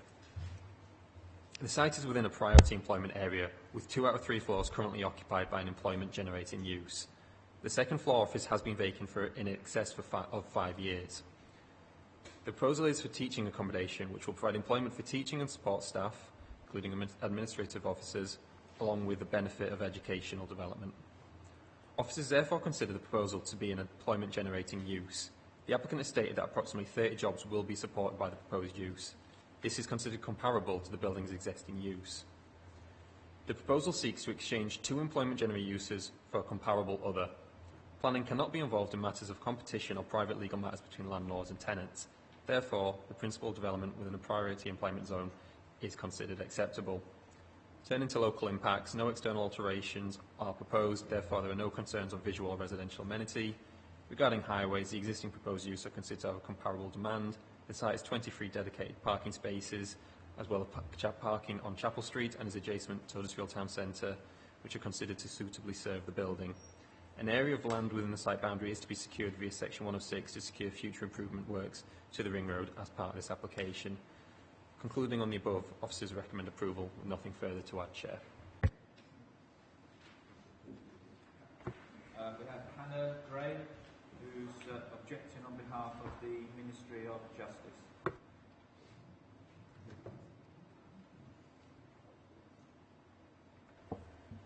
Thank you. My name is Hannah Gray and I'm a planning consultant at GVA. I am here today on behalf of my client, the Ministry of Justice, to object to this application, which will see the change of use of Queensgate House from law courts to university teaching accommodation. Huddersfield County Court have operated from Queensgate House since the 1990s. It is my client's preference and intention that the courts remain active for Queensgate House for the foreseeable future. Accordingly, they have been actively engaged in negotiations to extend their tenancy agreement. You may recall unanimously refusing a previous application by the same applicant to change the use of Queensgate House to form residential accommodation in August 2018. This application was refused on the grounds of loss of employment and issues regarding building design. The repeated attempts to dislodge the law courts as an employment-generating use in Huddersfield's designated employment priority area by the applicant are transparent. Currently, the applicant looks to be seeking the change of use of Queensgate House for employment-generating uses in the shorter term, with the long-term goal of converting the building to residential uses, Class C3. The planning statement provided in support of the current proposed change of use application centres around the assertion that the provision of teaching accommodation at this location would deliver community benefits outweighing the loss of office space on the second floor of Queensgate House and will create jobs to replace those lost through the displacement of the law courts by delivering new teaching accommodation. We dispute this. Firstly, the community benefits mentioned by the applicant are not explained in enough detail within the application submission, and it is therefore difficult to agree that the loss of the courts and offices on the second floor of the building would be outweighed by such benefits. Neither has the applicant provided any detail a detailed explanation of how the proposals would be realised. For example, no proposed floor plans or elevations have been submitted. It is therefore difficult to ascertain the exact nature of the newly proposed use. For example, will the entirety of the building be comprised of classrooms exclusively for university teaching staff? Secondly, Queensgate House is currently capable of retaining a demonstrated employment-generating use and accommodating an important civil function for Huddersfield within a designated employment area in the form of the law courts. Allowing a change of use to accommodate an alternative use such as teaching accommodation will result in the direct loss of the 27 full-time equivalent staff currently employed by the courts and the loss of the designated office use at the building's second floor. The current jobs at the law courts are likely to move out with Kirklees to the Leeds-Bradford area should the application be approved and the courts have to relocate. Importantly, no evidence of current or future demand for teaching accommodation from the university is provided in detail within the application package. There is therefore no guarantee that any new jobs will be created as a result of the proposed change of use. Similarly, no quantified demand for additional university teaching accommodation or staff from the university appears to have been demonstrated by the applicant. We respectfully request that the committee votes to refuse this application on these grounds. We have Paul Shucker, who's speaking on behalf of the applicant.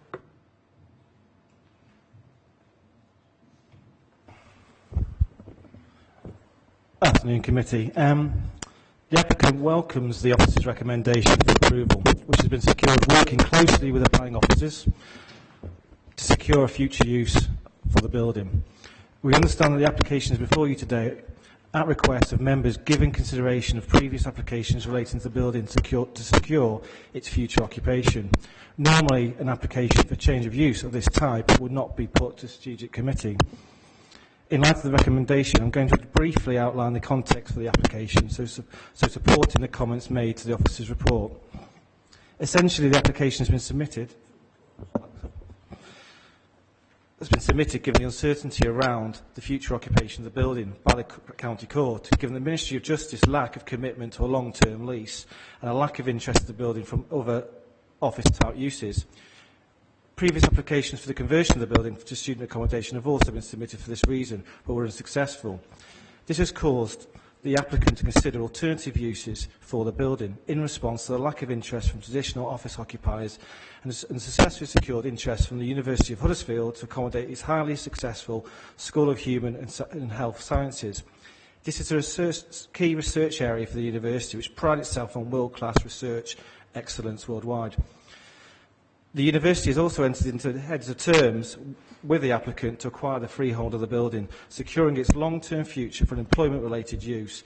The university has advised that the building can accommodate the required teaching space as currently designed. There are no revised layout plans have been required to be submitted as part of this application. A small area of the ground floor will be given over to clinical space, which will be ancillary to the remainder of the building. As members will be aware, the university is the third largest employer in Kirklees, contributing an estimated £30 million annually to the local economy. As part of its work, it takes an active role in many projects designed to boost local employment. Therefore, whilst the whole use of the building will be strictly associated with education, it's clearly employed generating uses of up to 35 people from the university.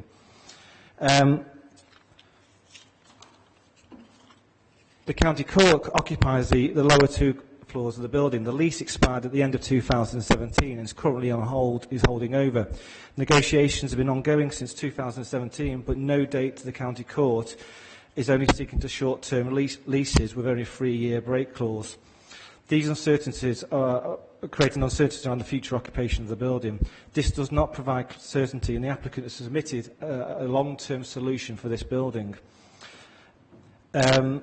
Just in conclusion, the sale of the building to the university will not only resolve the applicant's difficulties regards to future occupation of the building, but also will be a huge benefit to Huddersfield as an area. I was just going to add, just in conclusion to that, I feel that the comments made from the objections are actually baseless, actually, in terms of what they are saying.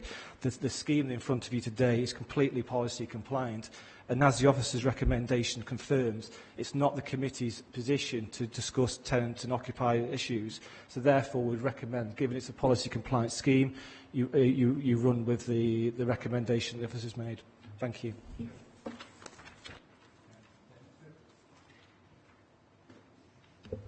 Councillor Pinnock.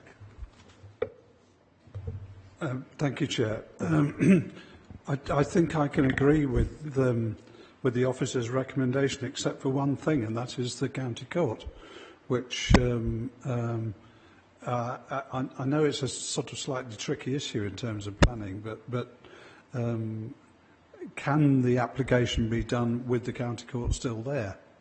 I suspect the answer is no, but where is the county court to go?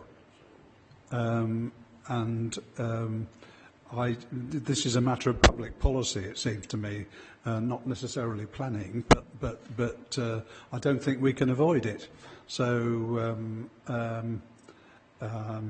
don't know where that leaves us, refusing it probably, but unless there's somewhere that can be identified to accommodate the county court, then I don't see how this can actually happen.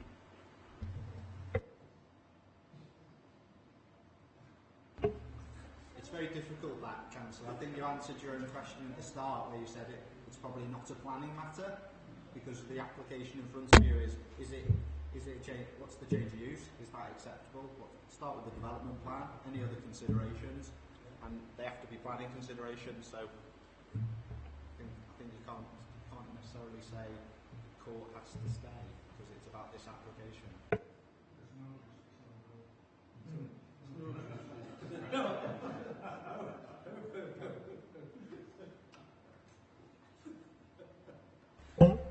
Thanks, Chair. I have to say that this application is a far better one than the original one proposed. I'm glad to see that there'll be absolutely no alterations to the building, that a long-term tenant is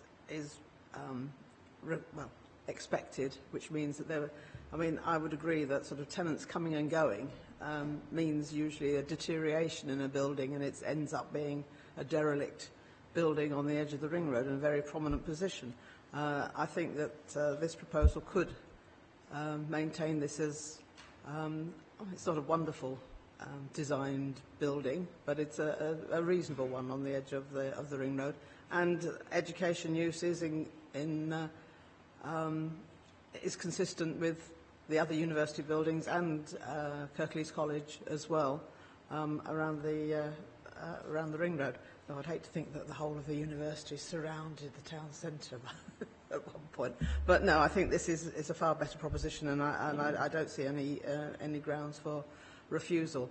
I would like to see the county court stay there if at all possible, but I don't know. The police are moving out. Could they move in there?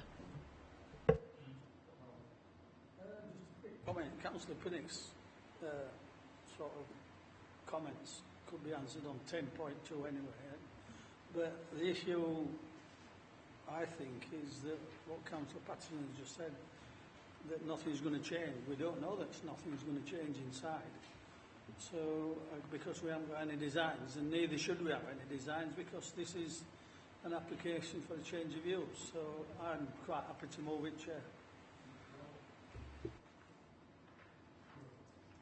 Yeah, I'm happy to second this. I do share Councillor Pinnock's concerns about the loss of the county court facility, but equally I do think it's good to support the university. I think the area, the academic area which they're looking to rehouse here, is one that's likely to grow. It's one of the growth areas in terms of employment in the local region and nationally, so I think it's something that is likely to be well used and successful. It's likely to draw more students into the town and should be supported.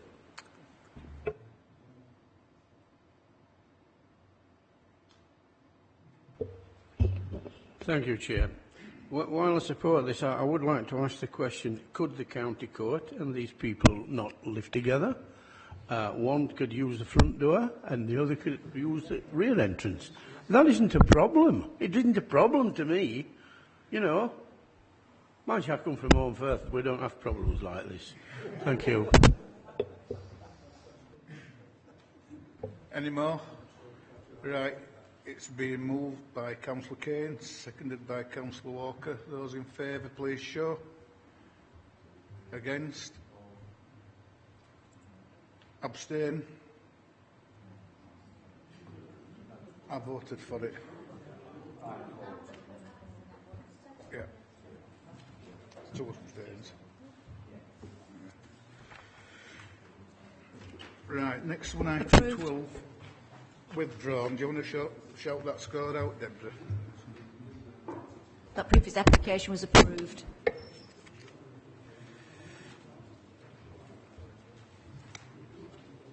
Next, we're off up to agenda item 13, page 97, land off Woodhead Road at Homley. David's doing it. Thank you, Chair. Case Officer Matthew Woodward is off sick today, so I shall have to undertake this one.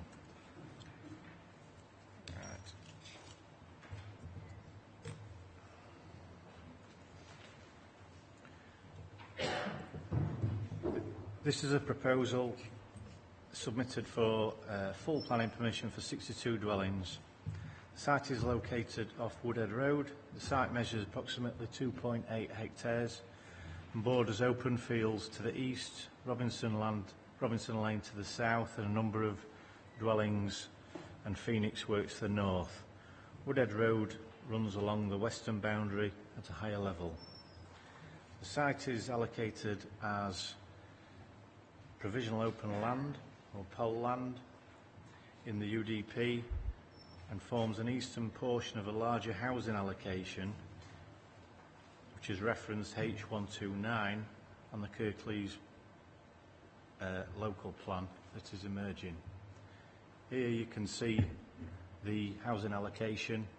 The site is where I'm showing my cursor now, adjacent to Woodhead Road.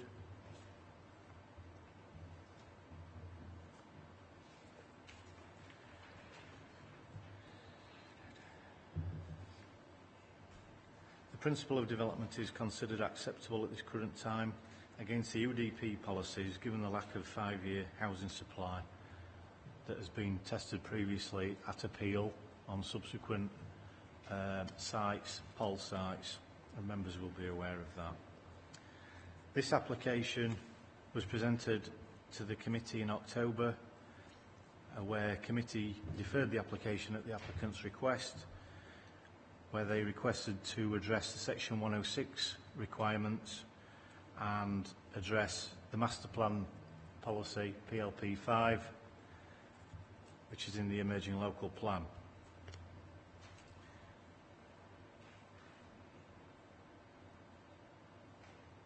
As you can see, the site layout there shows access off Woodhead Road, the Spine Road linking round and going to the southern boundary and culminating in a cul-de-sac at the bottom of the site. This drawing shows the road that is now proposed to the red line boundary to the south. The main constraints associated with the site are public right-of-way running through, which is depicted by this dotted red line, and a number of TPO trees on the site, not to mention the steep gradients from Woodhead Road. In broad terms, officers have been satisfied that the development could be provided without significantly impacting on the landscape. The scheme has been amended several times in order to address issues within the layout and to ensure an adequate streetscape that gives a greener and more spacious layout. This reduces the dominance of car parking along the frontage. Corner plots have been amended so they effectively turn corners. Here are some slides of the site. This is looking south down Woodhead Road, looking northwards over the site, and also south-east over the site.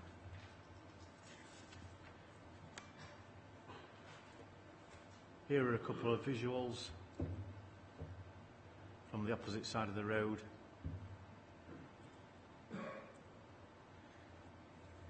The main issue that concerned officers was the way in which the proposal related to the larger housing allocation, H129.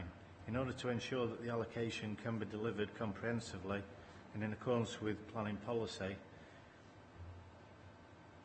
the applicants have now agreed that, and this is addressed in the update, that the proposed road link would go to the edge of the site, and this can be confirmed by a legal agreement. Levels across the site have proved a particular challenge in terms of ensuring a safe and suitable access. Highways DM are satisfied with the proposal subject to additional... Sorry, I'll rephrase that. Highways DM are now satisfied with the proposal subject to conditions.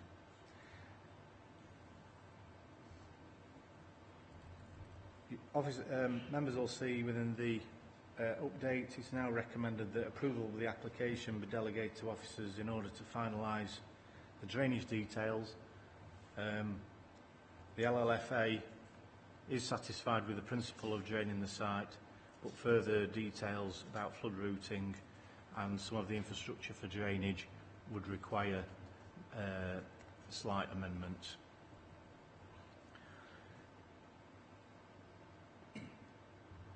So before members today would be recommend delegated back to officers to secure a financial contribution for education, contribution of £141,439, an off-site contribution of £102,000 to off-site play equipment, sustainable travel fund of £10,000, a maintenance for drainage infrastructure, which would be agreed later, and the provision of 12 affordable houses. There would also be a requirement for provision of details precluding a ransom strip on the provided access road, which the applicants have agreed to.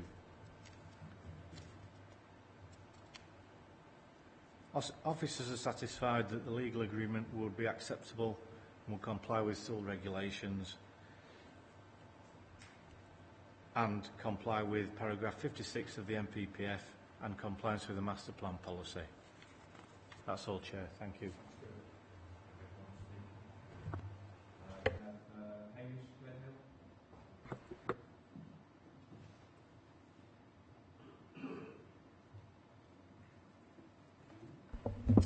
Thank you, Chair, members. Happy New Year, first of all. My name's Hamish Gledhill. I'm the planning consultant on behalf of the applicant. And we are pleased we've eventually got this application to committee because it's been in for a long time and we've done a lot of work on it, hopefully get it to a position where it can be approved. As set out in the officer report, the site is allocated for housing in the emerging local plan. Outline planning permission was granted for the site in 2013, which included the means of access off Woodhead Road. Some of the public comments on this application refer to changing the position of the access. However, I think there's been some confusion on these comments, with the confusion with the south site, where planning application was refused, as the access with this application is the same as that approved in the outline scheme in 2013.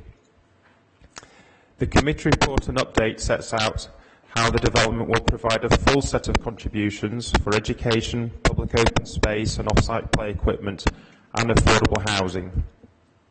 Smaller areas of public open space are also integral to the layout of the proposed development, which includes retention of a prominent oak tree to the centre of the site with surrounding amenity space.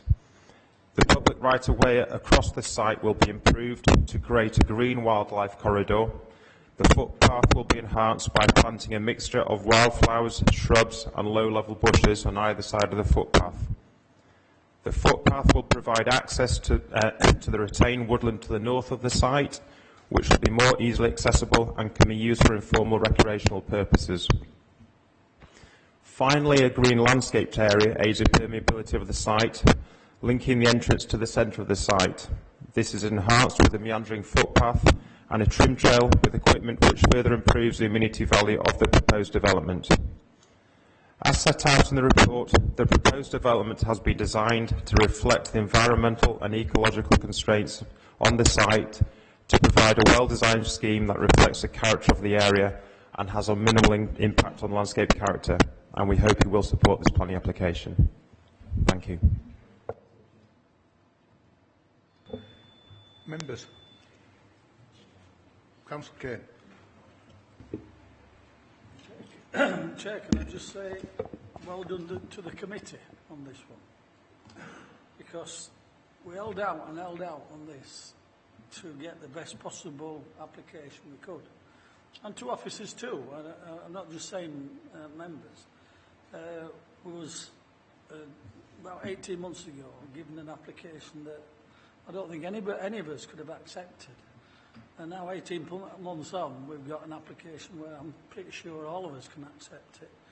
And that's purely because we stuck to his guns and actually said what we wanted, and it was important that the developers listened. And I think I'd like more developers to actually do that, because we have not stood back, and we've represented the community, and we've ensured that we get out of these developers. And it's not purely the developer pays, it's not that. It's a case of everything's fair, and we get as much out as we possibly can, and the developers get a good development out of it, and they make their amount of money as well.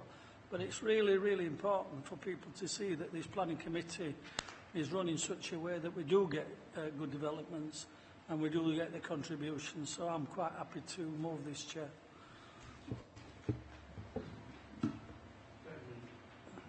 Donna. Thank you, Chair. Just one question. Where is the off-site play area? Because it just says near the play park thing. I'm just wondering, I'm just trying to get in my head where it is, because I can't think for life of me where it is.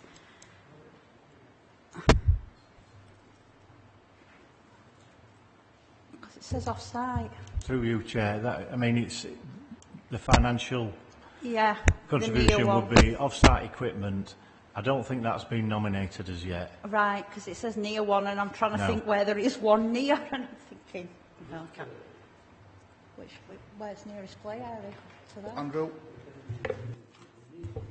Thank you, Chair. I note in the list of conditions that would be attached to the planning application, one that says travel plan. Now, what does it actually say? Oh, low emissions travel plan. Does this include metro cards? The scheme does include metro cards. It does. It does include metro cards within the section 106. Because members will note that we actually stopped at a bus stop, so there are buses. so it would be worth it, in my opinion. Through you, Chair, there is a contribution towards metro cards within the 106. Yeah. Any more? Councillor Firth.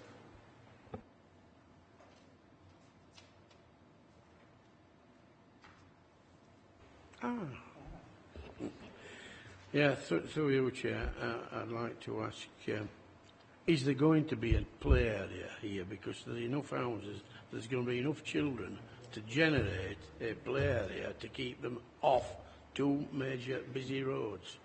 Because believe me, they are busy, these two roads, the one out of Holmfirth and the one out of Newmill at Neely. They're both very, very busy morning, afternoon and night. There's going to be probably a lot of children on this estate, and to me, they need somewhere set aside for them to have a play area, and it isn't mentioned.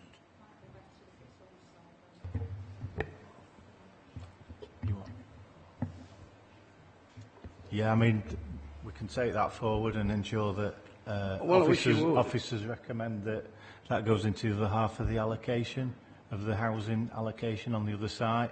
But in terms of this site, no, you're quite correct. There isn't an on-site leap or lap, your equipped areas of play.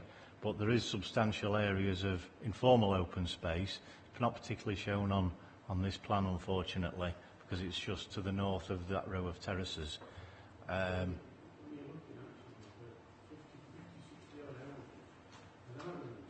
they aren't going to have anywhere to spend the time. And we've got, as I've just repeated, we've got two very, very busy roads either side of that estate. It's not like, Little My Road. It's a busy, they're both busy roads. I know because I use them every day nearly. Through you, Chair, this is obviously advice from the landscape officer that it would be better, the money would be better spent off-site for the, for equipped play equipment. I asked the question. I hear what you're saying. Yes, it is a big allocation if you take the totality of it. This planning application is for half, or a bit less than half, or however you want to say it. Miller Homes had an option on the other half of the land. That's the one Councillor Kane referred to being refused and resisted earlier, to get these two developers to talk to each other, along with the master plan policy. That's happening. So there is an opportunity on this site, not this site, but the allocation, because this is part of it, to deliver play equipment. And we'll pick up that with discussions with that developer, that this is what that committee has asked for. So these children would have access to facilities.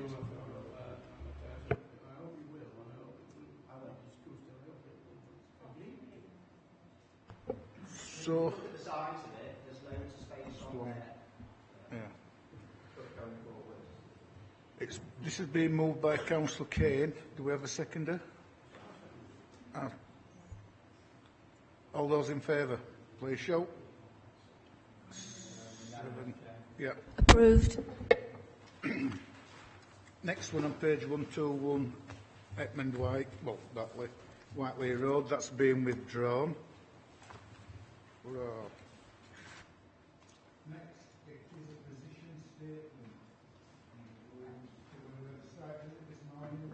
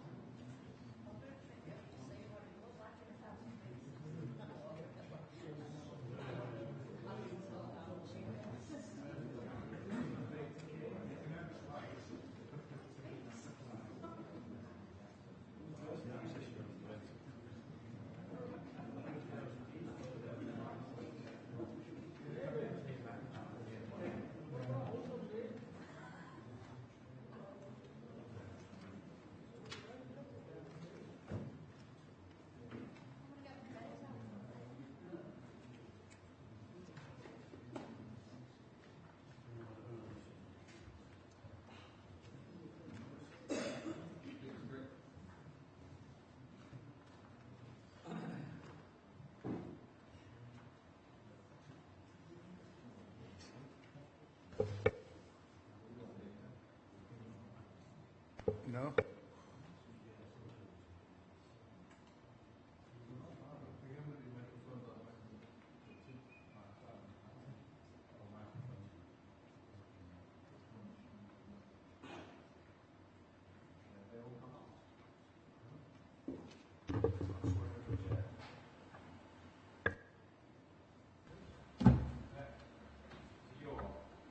Just this. Oh no, it's working. Thank you, Chair Victor Grayson, Majors and Minerals team. This is a position statement relating to an application for full planning permission for the erection of a cafe restaurant with bedrooms, interpretation facilities, car parking and servicing at Castle Hill. This is a 0.5 hectare site which includes areas currently used for parking, a grassed area and the access lane that runs up the southeast side of the hill from Castle Hill side, which in turn is accessed from Ashes Lane. Castle Hill is a scheduled ancient monument. People have used the hill for over 4,000 years with Neolithic, Bronze Age and Iron Age settlements, medieval castle and a short-lived medieval town having previously occupied the site. The site is within the Greenbelt, is a local wildlife site, a local geological site, an SSSI impact risk, and is within an SSSI impact risk zone. It's also an archaeological site and special site in the UDP. In the local plan, it's also part of a wildlife habitat network and a green infrastructure network. The surrounding land is also within the Greenbelt. The site is not within a conservation area and has no tree preservation orders. Today, the only significant building on Castle Hill is the Grade 2 listed Victoria Tower, which members probably don't really need reminding, is a iconic landmark of Kirklees. Part of the site was previously occupied by the Castle Hill Hotel. That was demolished in 2005 and was located in this disturbed area that members saw on the site visit this morning. There were also outbuildings where my cursor is here. They were demolished previously to the demolition of the Castle Hill Hotel. This is a view from ground level close to the base of Victoria Tower, showing the same area. Members will be aware that Castle Hill and Victoria Tower are prominent landmarks visible from much of the borough. This is a long view from the Deer Hill Reservoir to the southwest of the site. This is a view from the northeast on Wheatroyd Lane. This is a view from Manchester Road near Kirklees College with Folly Hall in the foreground, and this shows quite well the profile or silhouette of Castle Hill, which many residents have referred to in their objections to the proposed development. This is a plan showing the footprints of the Castle Hill Hotel in the outbuildings. However, it should be noted that the site can't be described in planning terms as previously developed brownfield land, given the time that has elapsed since the demolition of these buildings. The proposals, which are also illustrated in 3D form on the model in front of members, is for a two-storey building with a servicing area, an enlarged car park and an outdoor terrace. The elevations would be of glass and natural local stone, predominantly glazed on the northwest elevation facing Huddersfield and mostly stone on the elevation facing the car park. A curved zinc roof is proposed. The upper floor would accommodate the proposed restaurant and cafe. This would have space for approximately 92 indoor covers. There'd also be an interpretation facility and toilets. The lower floor would have 7 hotel bedrooms and back-of-house facilities for the other uses proposed.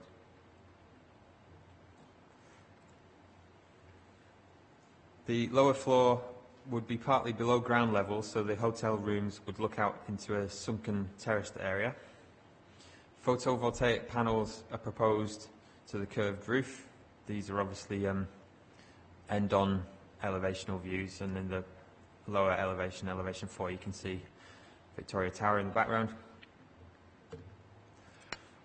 This plan compares the footprint of the demolished pub, which is shown in red here, with the extent of the proposed upper floor. I do also have an old photograph of the demolished pub if members would like to see that.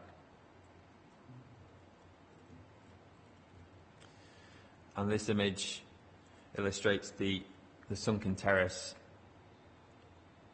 to the hotel bedrooms at the low ground level.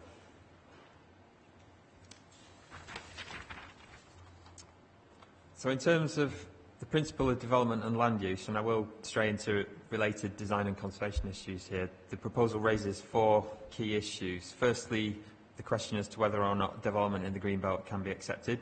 Secondly, whether development on a scheduled ancient monument and within the setting of a listed building can be accepted.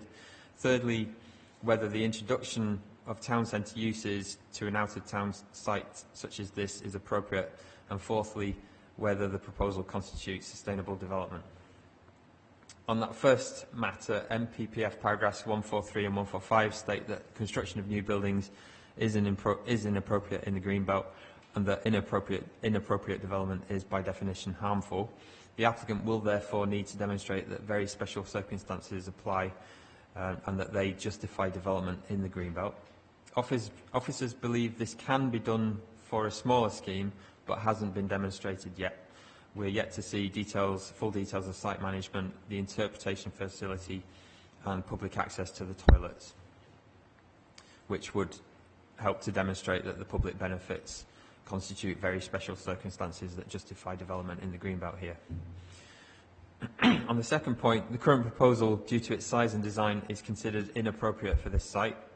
The Council's Conservation and Design Manager and Historic England have commented that harm to the site's heritage assets would be caused by the development. The applicants accept that the design will need to be revisited in order to receive Officer and Historic England support, and the redesign process is underway. And should this application come back to the Strategic Planning Committee, members will see a possibly significantly different design to what's being shown here today. On the third point, the introduction of town centre uses can potentially be accepted at this particular out-of-town site, given that these uses would be needed to support the provision of facilities which would then deliver the public benefits which the council, the facilities which the council is not currently resourced to provide. On the fourth point, the applicant hasn't yet provided enough information to inform an assessment of the sustainability of the development. Of note, a development that was entirely reliant on customers arriving by private car is unlikely to be considered sustainable. Some other matters of note relevant to the principle of development and land use include the economic and tourism benefits of the proposal. The applicant has stated that the development would bring 30 full-time equivalent jobs to the site. Also, a high-quality facility here could also improve the image of Kirklees. It is noted, however, that the majority of responses to the Council's consultation objected to the principle of development or did not comment that some form of development would be appropriate here. Some commenters' comments were in support of a form of development here, but they were certainly in the minority. The objections of the Kirkburton Parish Council and Councillor Munro are also noted. These are set out in paragraphs 7.6 and 7.8. I should also mention that Councillor Munro submitted further questions today which she would like the committee to consider. I can summarise these if members would like to hear them. Regarding highways impacts, limited assessment can be made at this stage as no transport statement or travel plan has been submitted, nor have details of anticipated visitor numbers, vehicle movements or details of how the use of sustainable modes of transport will be encouraged. Excuse me. The applicant has proposed the installation of traffic lights to the access lane. However, this is considered to be an unworkable proposal and alternative measures will need to be proposed by the applicant. The forthcoming redesign will also need to take into account the routes of public rights-of-way that cross the site, including a public right-of-way that would be obstructed by the current proposal. The amenities of the nearest residents could be affected by increased vehicle movements to and from the site. However, until details of anticipated numbers and movements are provided by the applicants, these impacts cannot be fully assessed. Regarding the antisocial behaviour and other problems that have occurred in recent years at the site, there is merit in the applicant's argument that a 24-hour presence at the site would help deter problematic behaviour, and the West Yorkshire Police have not objected in principle to the development, although they do have concerns which are summarised in the committee update. However, details of whether staff will be able to deal with incidents and how the restaurant, cafe and any events would be managed, including in relation to opening hours, would be needed to inform a full assessment. A separate licence would be required for the sale of alcohol at the proposed restaurant cafe. Archaeological, landscape, drainage and ecological impacts cannot be fully assessed at this stage due to omissions in the applicant's submission. A significant number of representations have been received, 194 to date, of which the vast majority object to the proposed development. Planning obligations that would need to be included in a Section 106 agreement are yet to be confirmed, but these may include travel plan implementation and monitoring and the provision of public access to developments, toilets and interpretation facilities. There may also be a need for provisions regarding highways and public rights-of-way works. Questions regarding each relevant planning consideration are set out throughout the position statement and repeated at paragraph 11.1. Members' responses and comments are invited. Thank you.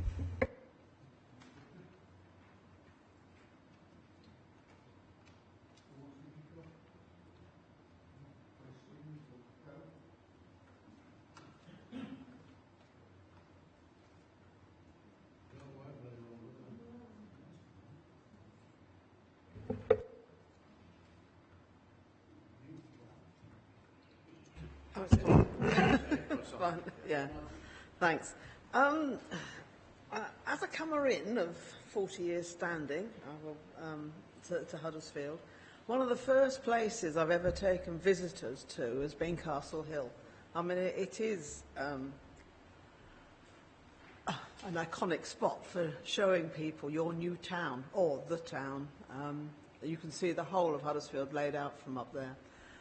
Then there is the fact that it's an historical site, which is, or should be, I think, of more interest to people in Huddersfield and or Kirklees than it is. I think when I first went up to Castle Hill, I didn't realise its its history. I was more interested in the pub, and I wasn't particularly interested in the Victoria Tower. And in fact, I must say, I still haven't been up it to this day. But it is a really good spot, which can be used to understand the history, not just of the site itself, but of Huddersfield as well. But also as a wonderful viewing spot for the wonderful town of Huddersfield. So I would love to see something up there, but it isn't this that's proposed at the moment. I really feel that the development should be more, its priority should be about visitor centre and understanding the historic element, and even Huddersfield itself, the history of the site and of Huddersfield itself, rather than a restaurant or hotel. Refreshment facilities, yes, would be a good idea, because that would mean that people stayed there longer and would take time to learn about the town. But I do also, from what I've seen of the interpretation room, it's not sufficient to really give that understanding, I think, of the historic site and Huddersfield. I mean, there's so much you could do in terms of a tourist attraction, just in explaining how Huddersfield has developed over the years, and there's so much that could be gleaned. It would be great. I mean, the access is difficult in that tiny road, and hopefully that could be overcome, but in some way or other.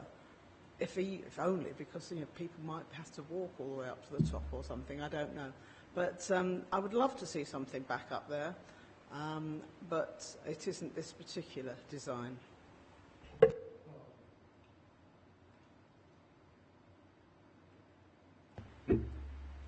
I think we did discuss the highways issues, and they're totally not insurmountable. I think there is issues. I think you're right, Steve. I don't think the lighting system is the right way of addressing that particular problem.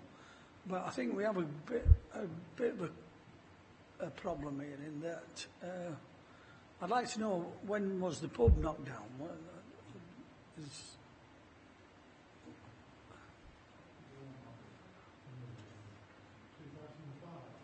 2005, so it's not that long ago, really, is it? As part of building within the Greenbelt, where there was a building before, it's supposed to be more or less follow the same footprint that's actually the building that was there previously. Yeah, and this is where we've got a little bit of a problem here, because if you want to enhance that, first and foremost, it's got to be viable, hasn't it? And it's got to pay for itself. But yet, you want all the characteristics of what Councillor Patterson has just said. It doesn't need to be just a pub. It doesn't need to be just an hotel. It needs to be enhance that area. It needs to really set aside some piece of that land or that building that will, if this is, 2,000-year old, it needs to be addressing some of them, the history of that location, and to plonk something. I think we've all been there where they've done it on a shoestring and it's been plonked in the corner and nobody's really had a look at it. I think people of Huddersfield and surrounding areas deserve better than that, and I think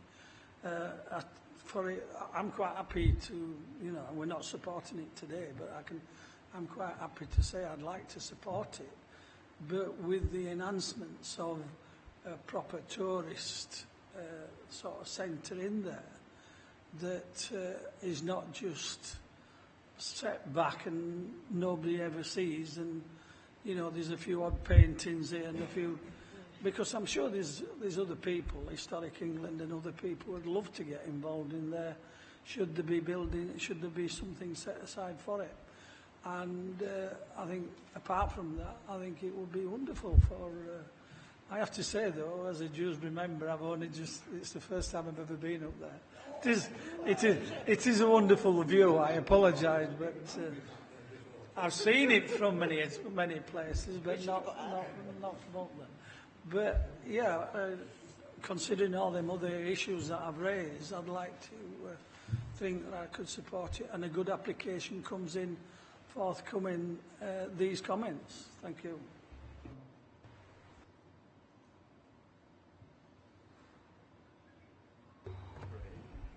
Thank you, Chair. Well, looking at the officer's report, it hasn't got a lot going for it, has it? It's got very little going for it. It's in the green belt. It is in an area of high landscape value. The roads are very narrow.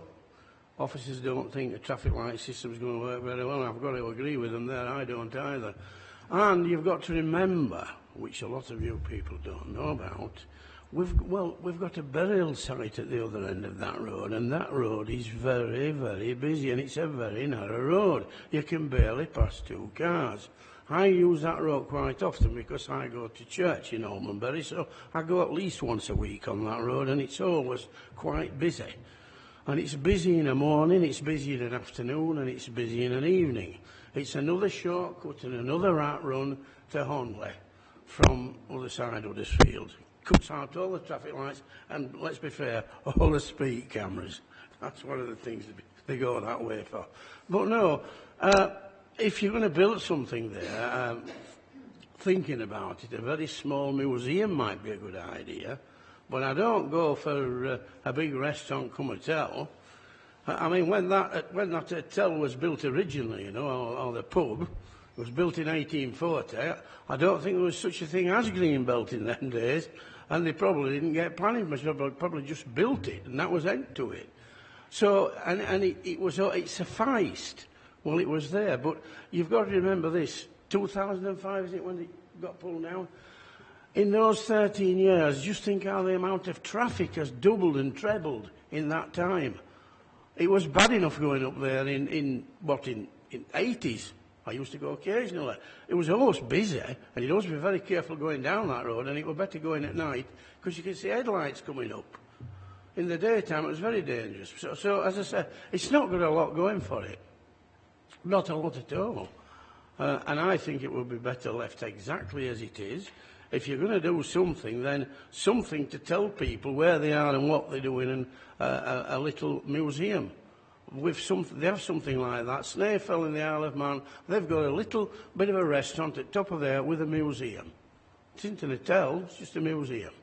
And you can get a pot of tea, and you can even get a pint if you want. That's me.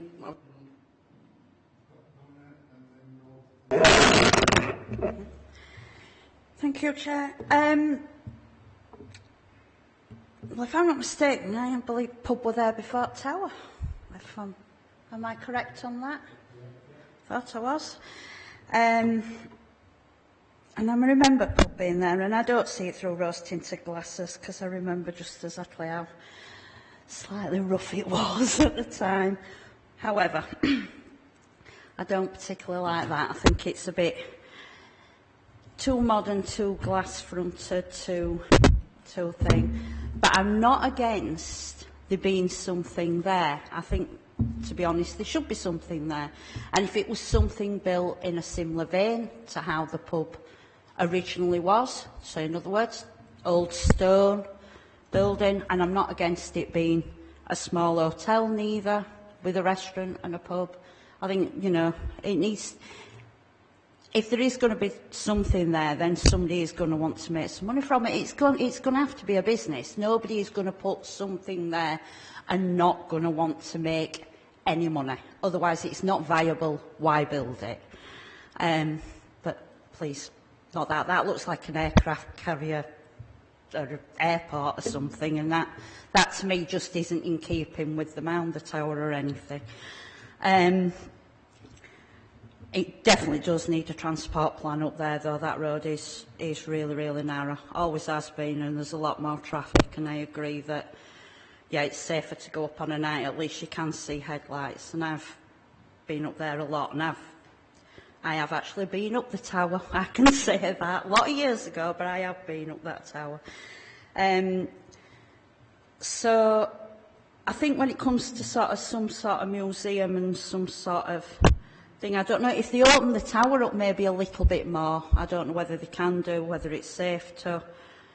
And that history side of it could be shown there. And then, but like I say, I'm not against some sort of development up there, but I think it needs to be in keeping in the old style of maybe what the pub looked like before. And yeah, hotel style, pub, refreshments, that sort of thing, and toilets. Most definitely needs toilets up there. That's about all I have to say.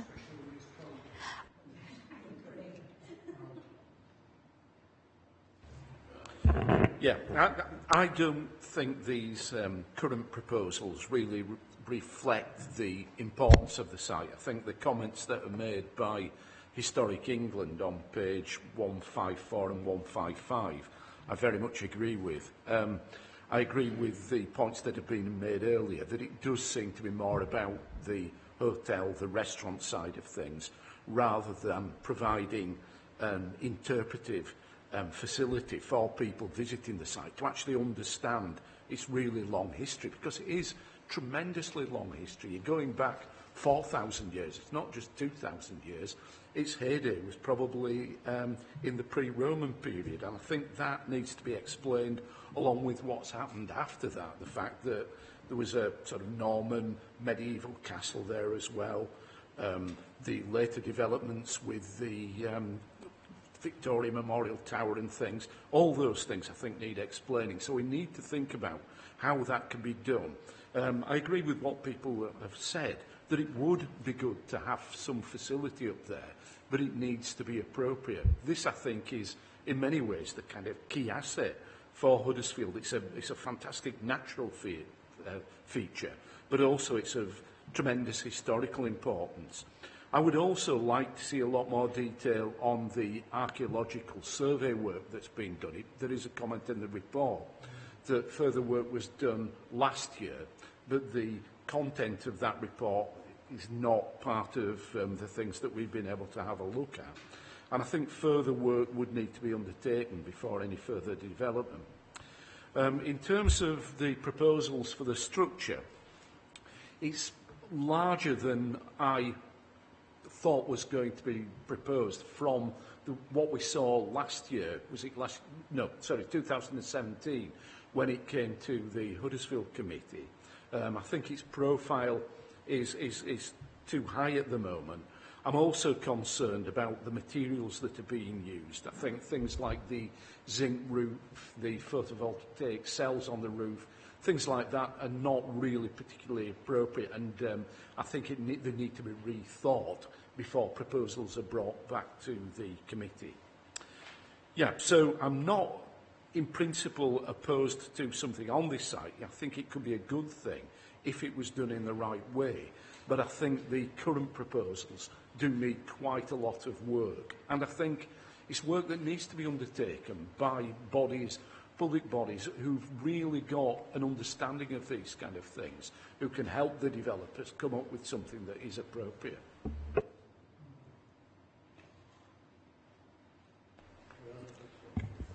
Thank you, Chair. Yes, it's very good that Historic England have talked about hill forts, and that's what I want to start with. And it does say they're more common in the south of England. I mean, anybody who's been to Maiden Castle in Dorset, which is admittedly about the biggest hill fort in the country, where there are no facilities at all. No toilets, no car park. The car park's off-site and you've got to walk. So that the hill fort has been preserved just, well. just as anyone living thought it probably was. Now that's at one extreme, if you like, and there are lots of other hill forts that I don't know, but from photographs you can see that there are no facilities actually inside the fort. This one at Castle Hill is a bit unusual in that respect, and is, if you like, at the other end of the spectrum. But as Councillor Walker has said, if you're looking at what is a historic site, and as they say, a typical hill fort, admittedly with probably only one rampart rather than two. Well, small ones. I mean, you look at the ones at Maiden Castle; they're enormous. But anyway, I mean,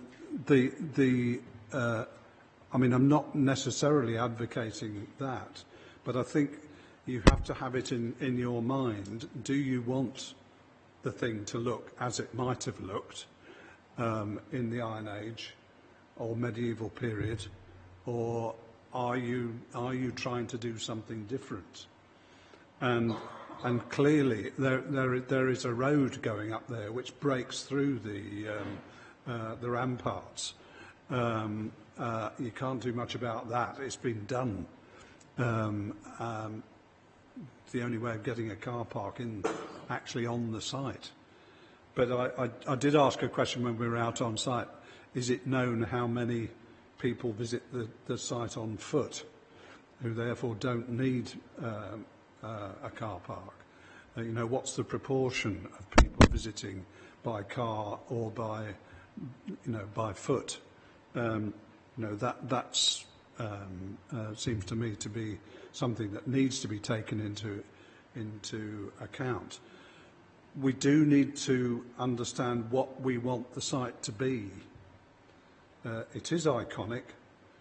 It can be seen from most parts of Kirklees. You can't see it from Cleckheaton, but if you go up to Hartshead Moor, you can. But the thing, of course, that you see is the tower. Yes, there's a hill with a flat top as well, but the tower does stand out, and it is significant in that sense. Looking at the update that we had, I noticed the police comments, and I would have said that what they think ought to be done there more or less kills it, because they want a 1.8 metre high fence, and I'm sure Historic England would love that. You know, so it comes back to the question: is what do we want the site to be? Is it a historical site? And where do we put the interpretation facilities? Do we put them on the site, or do we try and find a site somewhere else where you can put those things, and then people would be expected to walk up to the site? I don't know.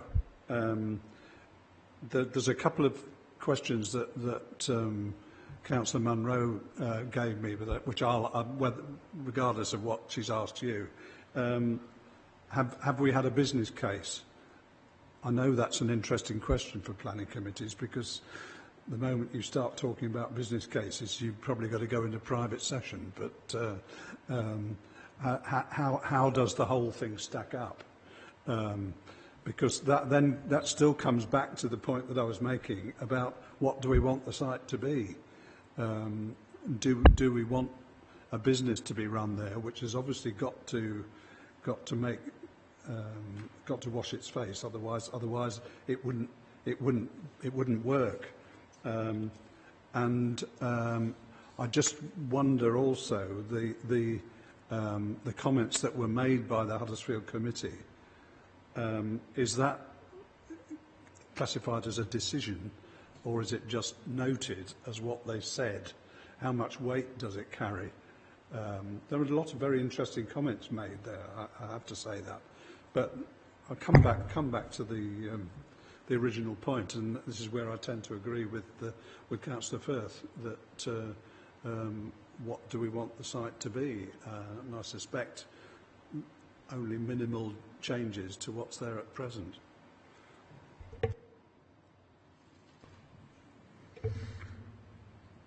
We've had a lot of stuff there. I mean, I remember it going back into late 80s and early 90s. That's where we used to take my daughter. That's where she met likes of Ronnie Jepson and Andy Bull, Huddersfield Town players. The restaurant itself were good, the pub were good, the hotel were good, everything were good. It's a pity we can't put that building back and have an information centre with some toilets and what have you. Be ideal, would that? But we know one thing that is for sure, the problem is the road up to it, which is a nightmare. So that needs sorting out one way or the other. Is anybody else, anything else they want to get off the chest or throw something into the ring, or you all okay? Right.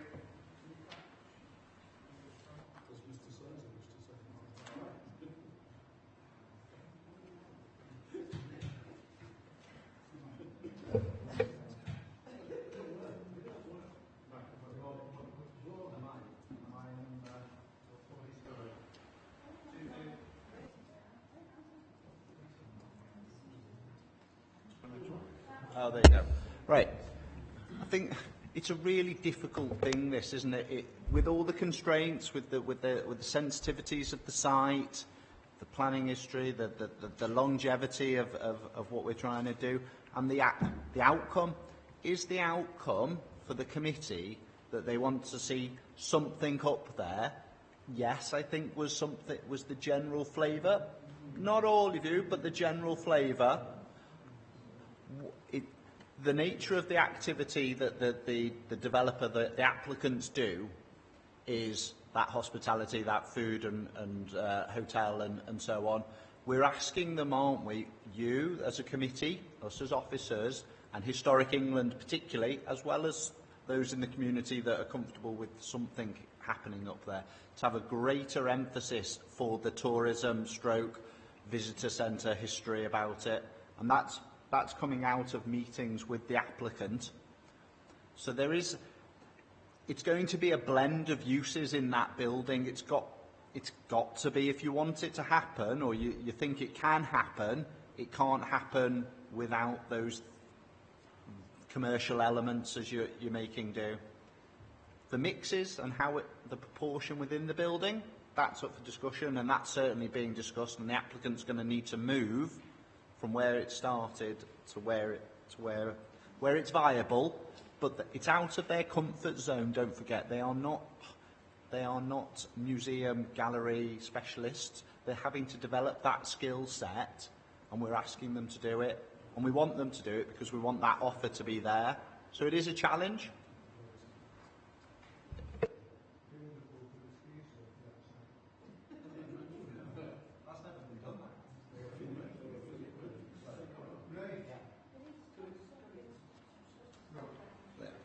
But do you feel comfortable that you can live with that as a way forward? Because we want some guidance. Right. Yeah.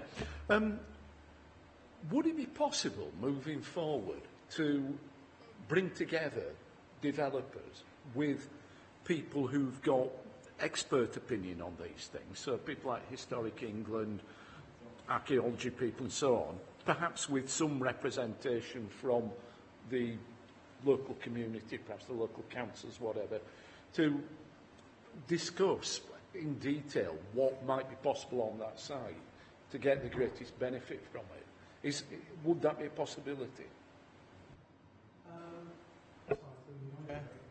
We have tried to have discussion with the museum lead officer, so I forget her name, top of my head. But that drew something of a blank. We certainly are in deep discussion with Historic England. We have another meeting penciled in for 23rd of January. And clearly there's been a lot of work done on the archaeological side, including trial trench digging. We are awaiting the final report on that, but the information I've got is that there is no undue concern about the impact of the proposal as submitted on archaeological remains. Clearly we have made it clear that we accept the concerns expressed by officers and Historic England about the scheme as it's currently submitted, and we are looking to revise the proposal and table draft ideas at the further meeting with council officers on it raises a lot of issues. We certainly want to move it forward in terms of providing what at the end of the day will be a viable scheme for the developer, but one which clearly brings great public benefit to the scheme. And if we are, as I see it, if we are going to get planning permission here, it will be on the basis that the public benefit will want to be one of the major considerations, which hopefully will mean that you as councillors accept the scheme, notwithstanding the general position that the proposal is contrary to general Greenbelt policy. Hopefully you will be persuaded that what we will provide will meet the test of very special circumstances. Clearly there are lots of other tests in terms of archaeological impact on the historic remains, highways, etc. We're looking to address all those and come up with a scheme which hopefully will balance all the interests and meet with your approval. It might be a fairly long exercise, but we intend to get there. Thank you, Chair.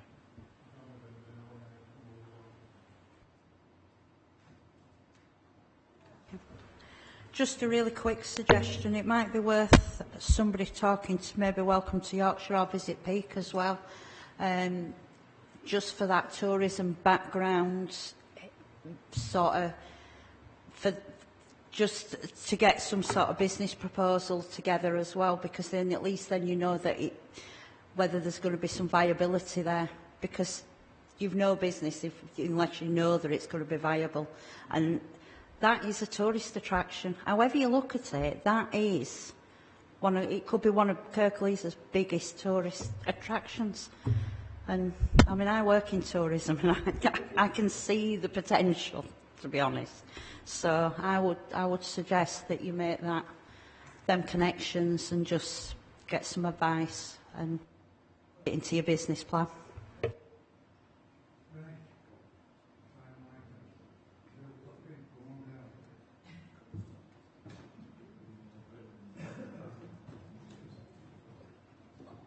So this is another pre-statement, and we're up at position statement. We're up at Blackmorefoot Road and Felk Street, Crossland Moor.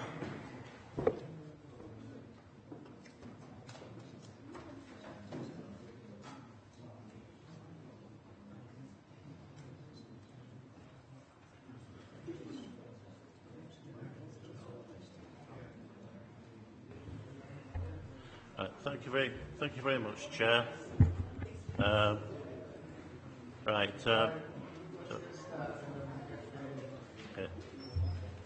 Thank you, Chair. My name is Bill Toppin. I'm a case officer for this proposal. Sorry. There you go. Third time lucky. My name is Bill Toppin. Again, I'm a case officer for this proposal. It's up at the former Black Cat, at the current Black Cat site up in Crossland Moor. Members may remember there's been a pre-application inquiry on this that came in, I said it more or less a year ago now, and the members did do a site visit. Since that time, obviously they've carried out their public consultation exercise with the locals and the members and so on, worked up the submission. That submission's now been in for several months, and so what's before you is a position statement on the current application.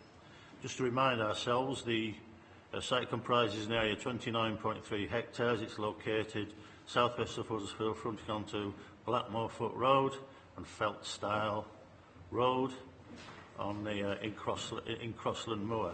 This is the golf course nearby there, and this is Crossland Hill Road. Site contains the existing business use of Black Cat, which is this area here. Fields to the southwest, and the north-east. And to the north, and the blue land here, land within the ownership of the same ownership, extensive kind of green area which forms an elevated ridge as you view it across the valley there. There are a significant number of mature trees across the site, particularly around the perimeters that are protected and of good value. And on the north-eastern boundary, at this point here, there is a listed building grouping, including a 2-star building, and it's Crossland Hall there. There are public footpaths linked from Crossland Hill Road across this area here. Site's a mixture of uses on the UDP. The Black Cat site is unallocated, the fields are provisional open land, and the blue area there is Greenbelt. On the emerging local plan, it was originally allocated as a mixed-use site, half employment, half residential. As an amendment to the local plan, the site's use entirely for residential was put forward. We supported that, and that has been accepted by the inspector. So when the local plan is adopted, he said optimistically, this will be an entirely residential allocation. Obviously this area in blue will remain as green belt. Proposal is an outline application for residential with access only applied for at this stage. The access points are taken off Blackmorefoot Road at this point here, which is pretty much where the standard drive access is to the Black Cat business. And again, a new access off Feltstyle Road there. There is an indicative layout which comprises 360 dwellings, 70 care flats. The care flats have a doctor's surgery facility potentially located within them, and as part and parcel of the scheme there is at this point here, about this point here, a 500 square metre building which is proposed to have a flexible range of uses. Could be a shop, could be a business, could be a takeaway, but that's a very flexible use. So that's the application that's before you. In terms of general principle and policy, as I said earlier, the site is going to be is allocated fully for housing in the emerging local plan. Council supported that modification, such there's no objection at all to the residential use, and we accept that obviously a large-scale residential scheme like this will make a very positive and meaningful contribution to our housing delivery targets. The existing employment use on the site, the nature of the use is such that that it is obviously controlled by other licence issues with it being explosives. So it's not an issue where the site can just be vacated or run down in that way. They will obviously have to, and they are preparing alternative arrangements for that use. And as I say, we have supported the entirety of the site in use as residential. So we're not objecting to the loss of any existing employment in that sense. There's additional information required with respect to the allocation of this site. It's part of a much wider allocation for mineral safeguarding policy. Now, what that policy means, it does not mean that the site should be redeveloped for minerals. It just means that you have to demonstrate that it's not viable to bring minerals forward. Now, that sounds like a fairly technical point there, but there has been an objection to that from the CPRE. So that is a technical point that will have to be addressed, and we're confident that it can be. And obviously the overriding issue is for the need for new houses, so that can be addressed. Given the scale of the property involved, our current policies and the policies in the emerging local plan relating to affordable housing, public open space, education are all relevant, as are our policies, as are the needs for any highway improvements and sustainable transport contributions. In your report, in paragraphs 10, 10, 10 and 10, 11, there's a list of what would be policy compliant contributions there, and that basically matters as policy compliant contributions. The applicants have submitted a viability appraisal with the proposal, which indicates that the site would be unviable if those full contributions were required, and they put forward a potential contribution, which is subject to negotiation obviously, for £1,000 a dwelling for the £630,000 based on the 630 dwellings. It's acknowledged that this is a challenging site. Obviously we know the site has been occupied by explosives for many, many years, and we accept that is likely to be a very challenging scenario. And it's probably likely that full contributions will not be attainable, but given the gap between what the policy compliant contributions would be and the offer, so we believe that further justification negotiation is needed to try and narrow that gap. In this respect, I'd like to refer you to your update, if I may, the last page on your update, the last paragraph there, which indicates that obviously we've been in discussion with the developer, obviously, they've indicated that, I'll read it verbatim, the developer stated verbally today they are willing to consider a review mechanism to the Section 106 agreement which would allow viability to be reappraised at reserve matter stage, which if it demonstrates changes to build and site assembly costs which improve the viability, a greater Section 106 package could be achieved. I think we welcome that. That's a constructive and positive comment from the applicants, and we welcome that, so that's what you do. So that's, as it were, on the table for discussion now from members. In terms of highways, clearly the highways issues on this site extend beyond the immediate vicinity onto the strategic highway network, especially down Blackmore Foot Road, right the way down to Longroyd Bridge, and then obviously into the town centre. Applicants have submitted traffic modelling and negotiations with our traffic officers, and the conclusion being that with respect to improving, I think, Blackmore Foot Road, the options to improve Blackmore Foot Road and improve junctions there are very limited, if they actually exist at all, and that's just the reality of the situation. It is allocated for housing, 700, but there is an opportunity to make a financial contribution towards an improvement scheme along Longroyd Bridge that would improve as it were, the circulation for the greater southwest area of Huddersfield, and that contribution would be secured through a Section 106. Obviously Steve can answer any further questions on that if you have them, but you see there is a bit of a dispute over what the level of that contribution could be. We will obviously review that and come up with the right level of contribution for that. But that would be the subject to that. The highway issues would be satisfactorily addressed. The actual access points themselves, they're on obviously fairly quiet roads, good visibility, and the internal layout will be something for reserve matters. So I think we're content that the highways issues can be resolved satisfactorily with that 106 contribution, whatever it turns out to be. Other issues, allow me to gloss over the other ones, but this is an outline application.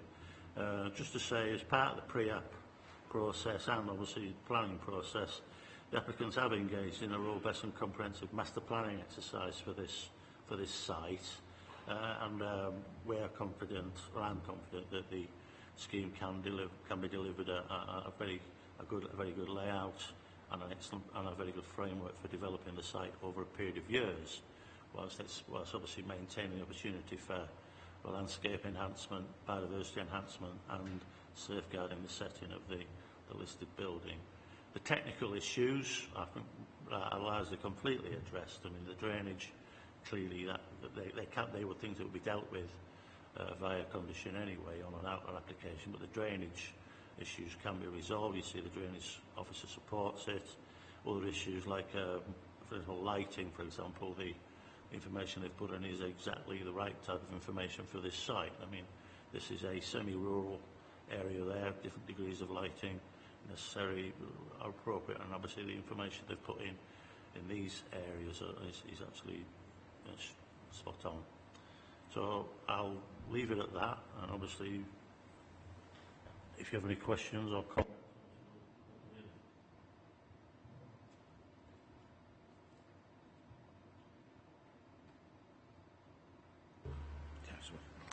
Right. Thank you, Chair. In general, I am in favour of this development. I think if we are going to deliver the level of housing that we will need to deliver in the local plan, I think this is the kind of site that we will need to develop. However, I do have some concerns about its impact on the wider community in the area. If you look at this development, it's right on the fringe, really, of Crossland Moor and very close to both the Combe Valley wards, particularly the village of Linthwaite, and the Goker ward, the Cowlsley area. And if you look at the bigger picture, just to the north-west of this development, if you look on the map on page 173 of our papers, to the left of where it says Hazel Grove, there are 180 houses planned there as part of the local plan. If you look at the area, if you took from Linthwaite Church, which is perhaps about half a mile from the edge of the development, took a mile radius from there, there are at least 140, probably near 150 houses likely to be built in that area. Some of them are already under construction, others are envisaged within the local plan. And that is something I've actually looked at with members of the planning department when we were looking at air quality issues with other ward members. We came up with a figure of at least 1,500 houses in this area. So I think we've got to look at what the impact of that's going to be. You've mentioned about the impact on roads, on the transport infrastructure. It definitely will affect Blackmore Foot Road, which is a busy road at rush hour times, because again it's one of these roads that's a bit of a cut through for people avoiding Manchester Road and speed cameras and things like that. It tends to get very congested the closer you get towards Huddersfield. I think where Blackmore Foot Road joins Manchester Road, just before you're getting into Longroyd Bridge, and then right down to the Longroyd Bridge junction, increasingly you are getting real problems there of traffic backing right up to Milnes Bridge. Not just at rush hour periods, often 9:30 up to 10 o'clock you can get those kind of issues. If you add in potential extra development in Goker as well, you're talking about a lot of extra houses being built in this area. You obviously also will get traffic going the other way, down Phelps-style Road, Church Lane, down towards Linthwaite, especially where if you've got people getting over towards the M62 who will be looking to go via Wellhouse or Milnes Bridge to get onto the M62, particularly if they're going over in a westerly direction. So I think that really needs looking at as part of the overall, I suppose it's making the local plan actually work.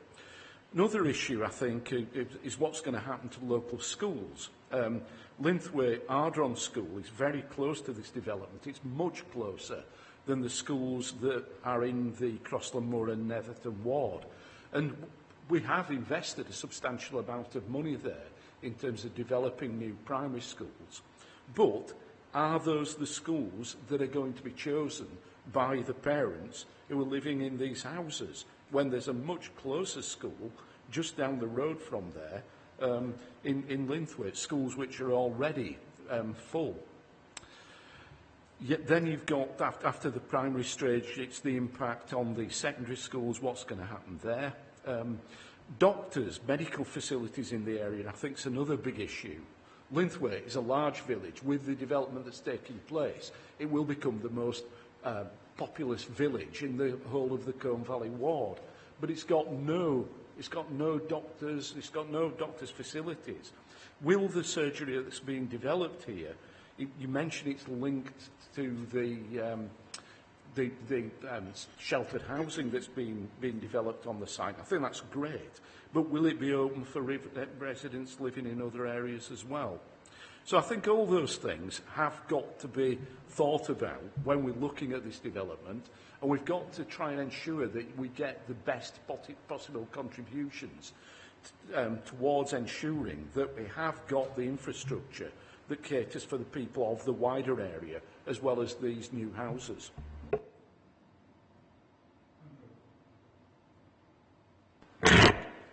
Thank you, Chair.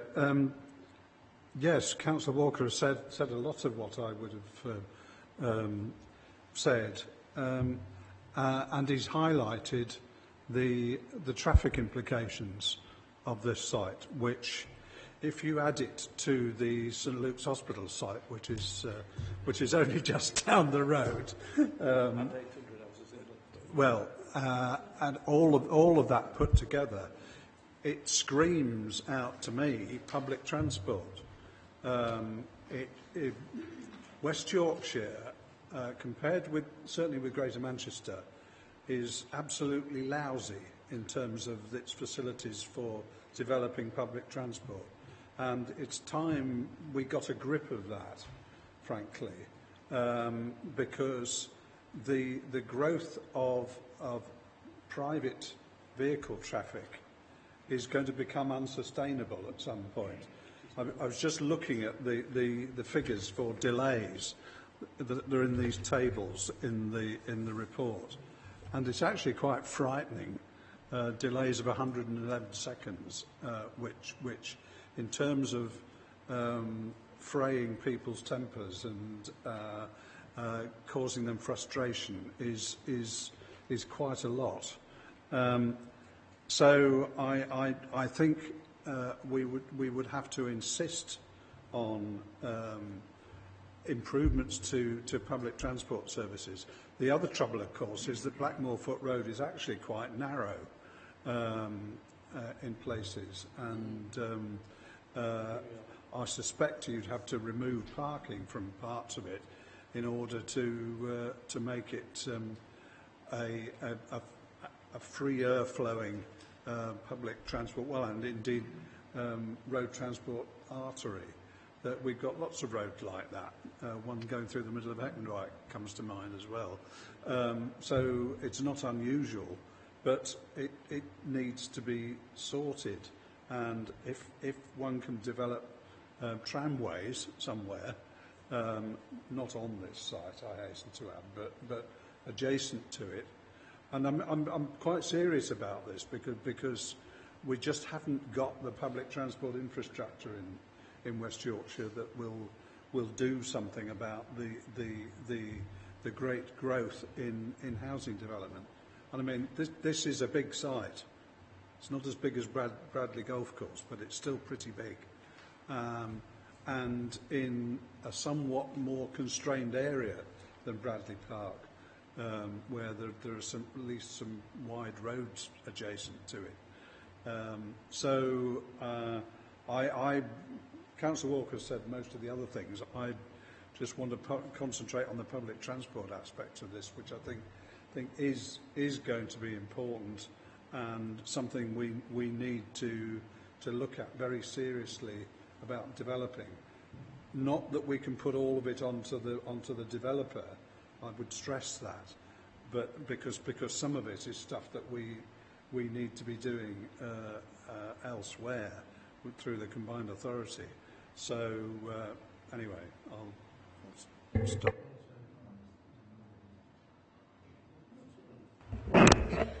Thank you. Well, Councillor Walker and Councillor Pinnock have covered a lot. Because I add to the fact that, I mean, a lot of mine was to do with, to be honest, traffic. However you look at it, from that site where Black Cat was, however you look at it, you leave that site, you either go down to Longroy Bridge, which is an absolute nightmare, whatever time of day it is, because what you've got to remember is Blackmore Foot Road is used as a rat run, full stop. It's used as a rat run from the Combe Valley, from Meltham, from all that side, because nobody wants to use Manchester Road, because Manchester Road is completely backed up most of the day. So as Councillor Walker says, it's not just rush hour. That it can still be backed up at 10:30, 11 o'clock in the morning. So everybody uses Blackmore Foot Road and down. So that also then gets backed up. So then going the other way, it's used as a rat run, going back towards the Combe Valley. And what people seem to forget is it goes from being a narrow, quite sensible road to a narrow country lane, which is national speed limit. There were a bad accident at the end of that road this morning, which I have since heard was actually a fatality. So, you know, this is it. It's just, we're just going to congest them roads even more. There's going to be more and more traffic. And with St Luke's being just lower down, that's even more cars. I really, really do have some concerns. Something has got to be done about the highway network in the whole of that area if we're going to carry on building this amount of houses. I'm not saying we don't need houses. I think we obviously do. We need these properties. Doctors' surgeries. There isn't a doctor's surgery in Linthwaite. The Linthwaite residents have to come up to Slathwaite and Marsden. That's their next nearest. I don't know what the doctor's surgery is like down in Crossland-Moor area or whichever, but they are a lot closer to Linthwaite up on that site. So, and schools. We haven't got, there just isn't the capacity in schools. So something needs to be looked at further in a lot wider than just saying, yeah, I agree something is going to need to be done with that site and something will probably need to be built on that site and it probably will be houses because I can't see anything else that needs to be done. But the infrastructure has got to be got right first. So. Not going to keep you 2 seconds. I've got to say that 3 speakers here, 2 to my right, 1 to my left, don't need to say anything else. They've said it all and it's quite right. Exactly what they've said is absolutely true. It's going to be sorted out somewhere or another. Don't point at me putting my temper anything because I will think down the same lines. Thank you. I am conscious of time. I want to bring Steve in because a lot's been mentioned about highways and the amount of proposed building on Blackmoorfoot Road. Some that needs to be planned now before it starts, really. So, hand you over to Steve Sampson. Through you, Chair. Yeah, as part of a local plan, our transportation section, Kirklees Transportation, carried out a area-wide modelling exercise. When I say area-wide, most of Kirklees, to be fair, and it took into account the major junctions that needed improving.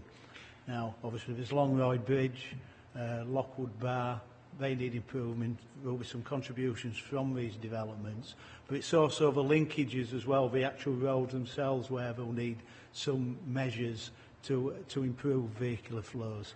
And there's no silver bullet to this. It's not just the junctions. Technology also needs to play a part in this, where it informs routes and it informs drivers. And yeah, there's sat-nav and such, which is what I'd call dynamic. It's actually informing you as things are happening.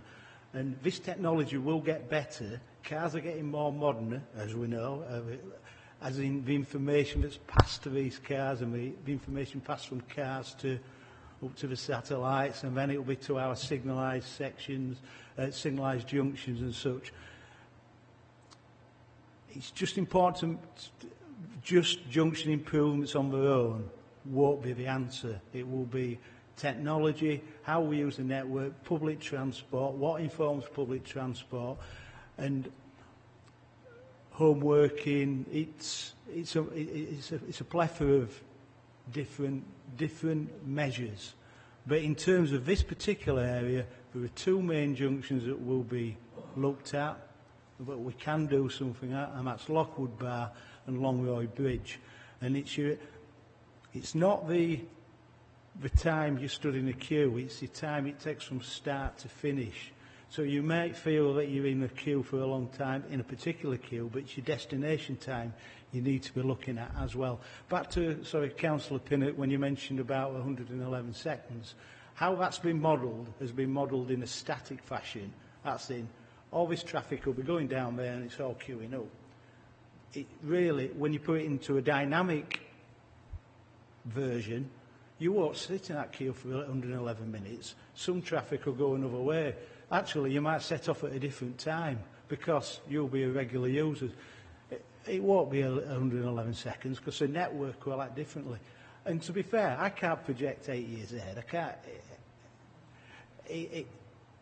A year or 2 years, but the network changes. As you say, there's other developments coming on. The demographics of where people, age-wise, how we use the network changes. It's not as simple as it's a nightmare because actually it's dynamic. And anyway, I thank you, Chair.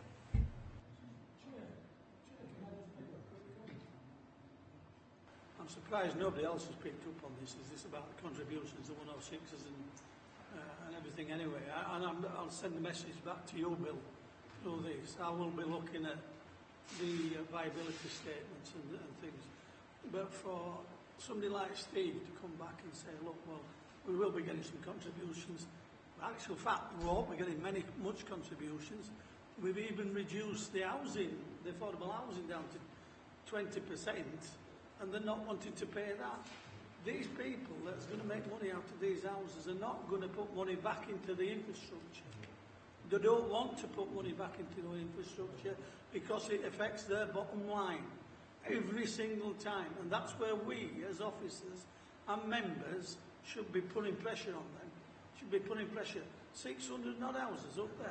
And it's going to affect, what effect that will have on that infrastructure? It's going to be unbelievable. And they don't want to pay a penny towards it.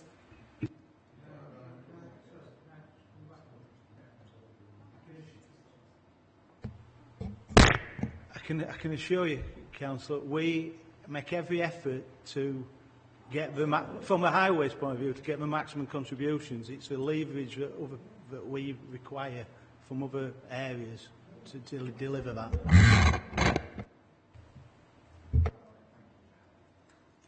Thanks, Richard. Right. We've got this live planning application. We will need to make a decision on it, not today, but in a committee nearby. We've got the central issues. We've got a housing allocation. So, okay, this is where Kirklees has said housing should go. Up to 700, well, 700's in the application. That's a bit low in density, but that's what we've got. It's 30 rather than 35. But they've done viability work, which we've tested, and we've had appraised, and it is showing that it is unviable. But it's outlined, it's indicative. We don't know enough at this stage to say that's what will happen at reserve matters. They've agreed to review it, which is really helpful. But to sell the site, to bring it forward, to deliver, we're going to have to come to a compromise solution in all likelihood. What the package of Section 106 looks like is probably where we need to have a discussion at a committee. Maybe not today, but near future. Because if you go what Bill said, policy compliant, is it, and where their viability evidence is, and where our appraisal agrees that it isn't viable, but there are various unknowns, you're going to have to make some decisions. What's your priority? What are the things this committee says? If we've got a pot of money, what do we want to spend that on? Yeah, you know what the list is because you've got it in your report now. We're going to negotiate with the developer. He's here, but we're going to take this away, and we're going to need to move where the developer is at the moment. As Bill says, we don't think is an acceptable offer for you to say to you, let's recommend it favourably. But we recognise there is headwinds and challenges on this site. So we will come back to you with an offer, or he will come back to you with an offer through us, and we'll tell you whether we think that's a suitable one, and then you'll need to make a decision to say whether you think, yeah, we want to carve it up that way. It's a really challenging scheme, but it's a huge build out. It's a long build out phase. It won't necessarily be the indicative layout that you're seeing, and if it isn't the indicative layout you're seeing, then the costs associated with the viability can be revisited, and that's a very beneficial outcome from recent discussions. But you're not quite going to get everything we want. But where's the line of acceptability? That'll be for this developer to make some movements on. You're going to have to look at the pot of money that exists and make some decisions after that. It's difficult for us. Otherwise, it doesn't happen. But it's up to you. You make the decisions whether you want it to happen, I suppose.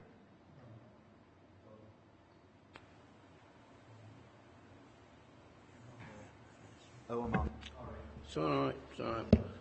I've heard what you say, Matthias, and I do agree with you. But how many areas do we sit here and give permissions for houses to be built conditions are agreed with by the builder, as soon as they get those permissions, they don't want to take the conditions on, they can't afford. And we've been letting them off. We shouldn't be letting any of these people off, because at the end of the day, there's one or two builders, I won't name in here, but I could name, who have, you know, it's one of the favourite things. We'll agree to anything you want. When we get the plans to, we can't afford. And that's going to happen more and more. So we've got to tie it up before that happens. I don't know how we're going to do it, but we've got to do something. You've got an MPP Act that says on allocated sites, your policies should, which are up to date, you should make a planning application in accordance with that. But that doesn't mean that sites don't have challenges. Exactly. They have some challenges, but it's massive. It will take years to build out.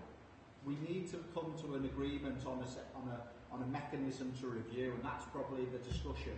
What's the profit level that we agree at? Their profit level. What's the build costs? Yeah. What are the abnormal costs? And then if the mechanism, when we review it, shows that they've sold the houses for more and they spent less building them, then we get more money in Section 106. But what that pre-let set level is probably what we'll need to agree. They will make you an offer at some stage. What that Section 106 offer is, I don't know, but they'll do that. And then we need to agree the review mechanism as a council to say, in 5 years' time, whatever, we'll come back, we'll do a reappraisal of reserve matters, and if it's showing above the preset levels we've agreed, because you'll have to agree them here, then more Section 106. Yeah. And if it isn't, then you've got your existing offer from the developer at the time you grant that. So that's the review mechanism that will help at reserve matters stage, but it won't go. We probably need that discussion at the next committee to work that through with their revised offer on what their package is, taking account of the list in the planning committee. We need to get some water transformers, if that's possible. And it doesn't need to be a cattle market, them saying, oh, we'll offer you this and we'll offer. That's no good. What's your priorities, members? What are your priorities? Exactly. All right.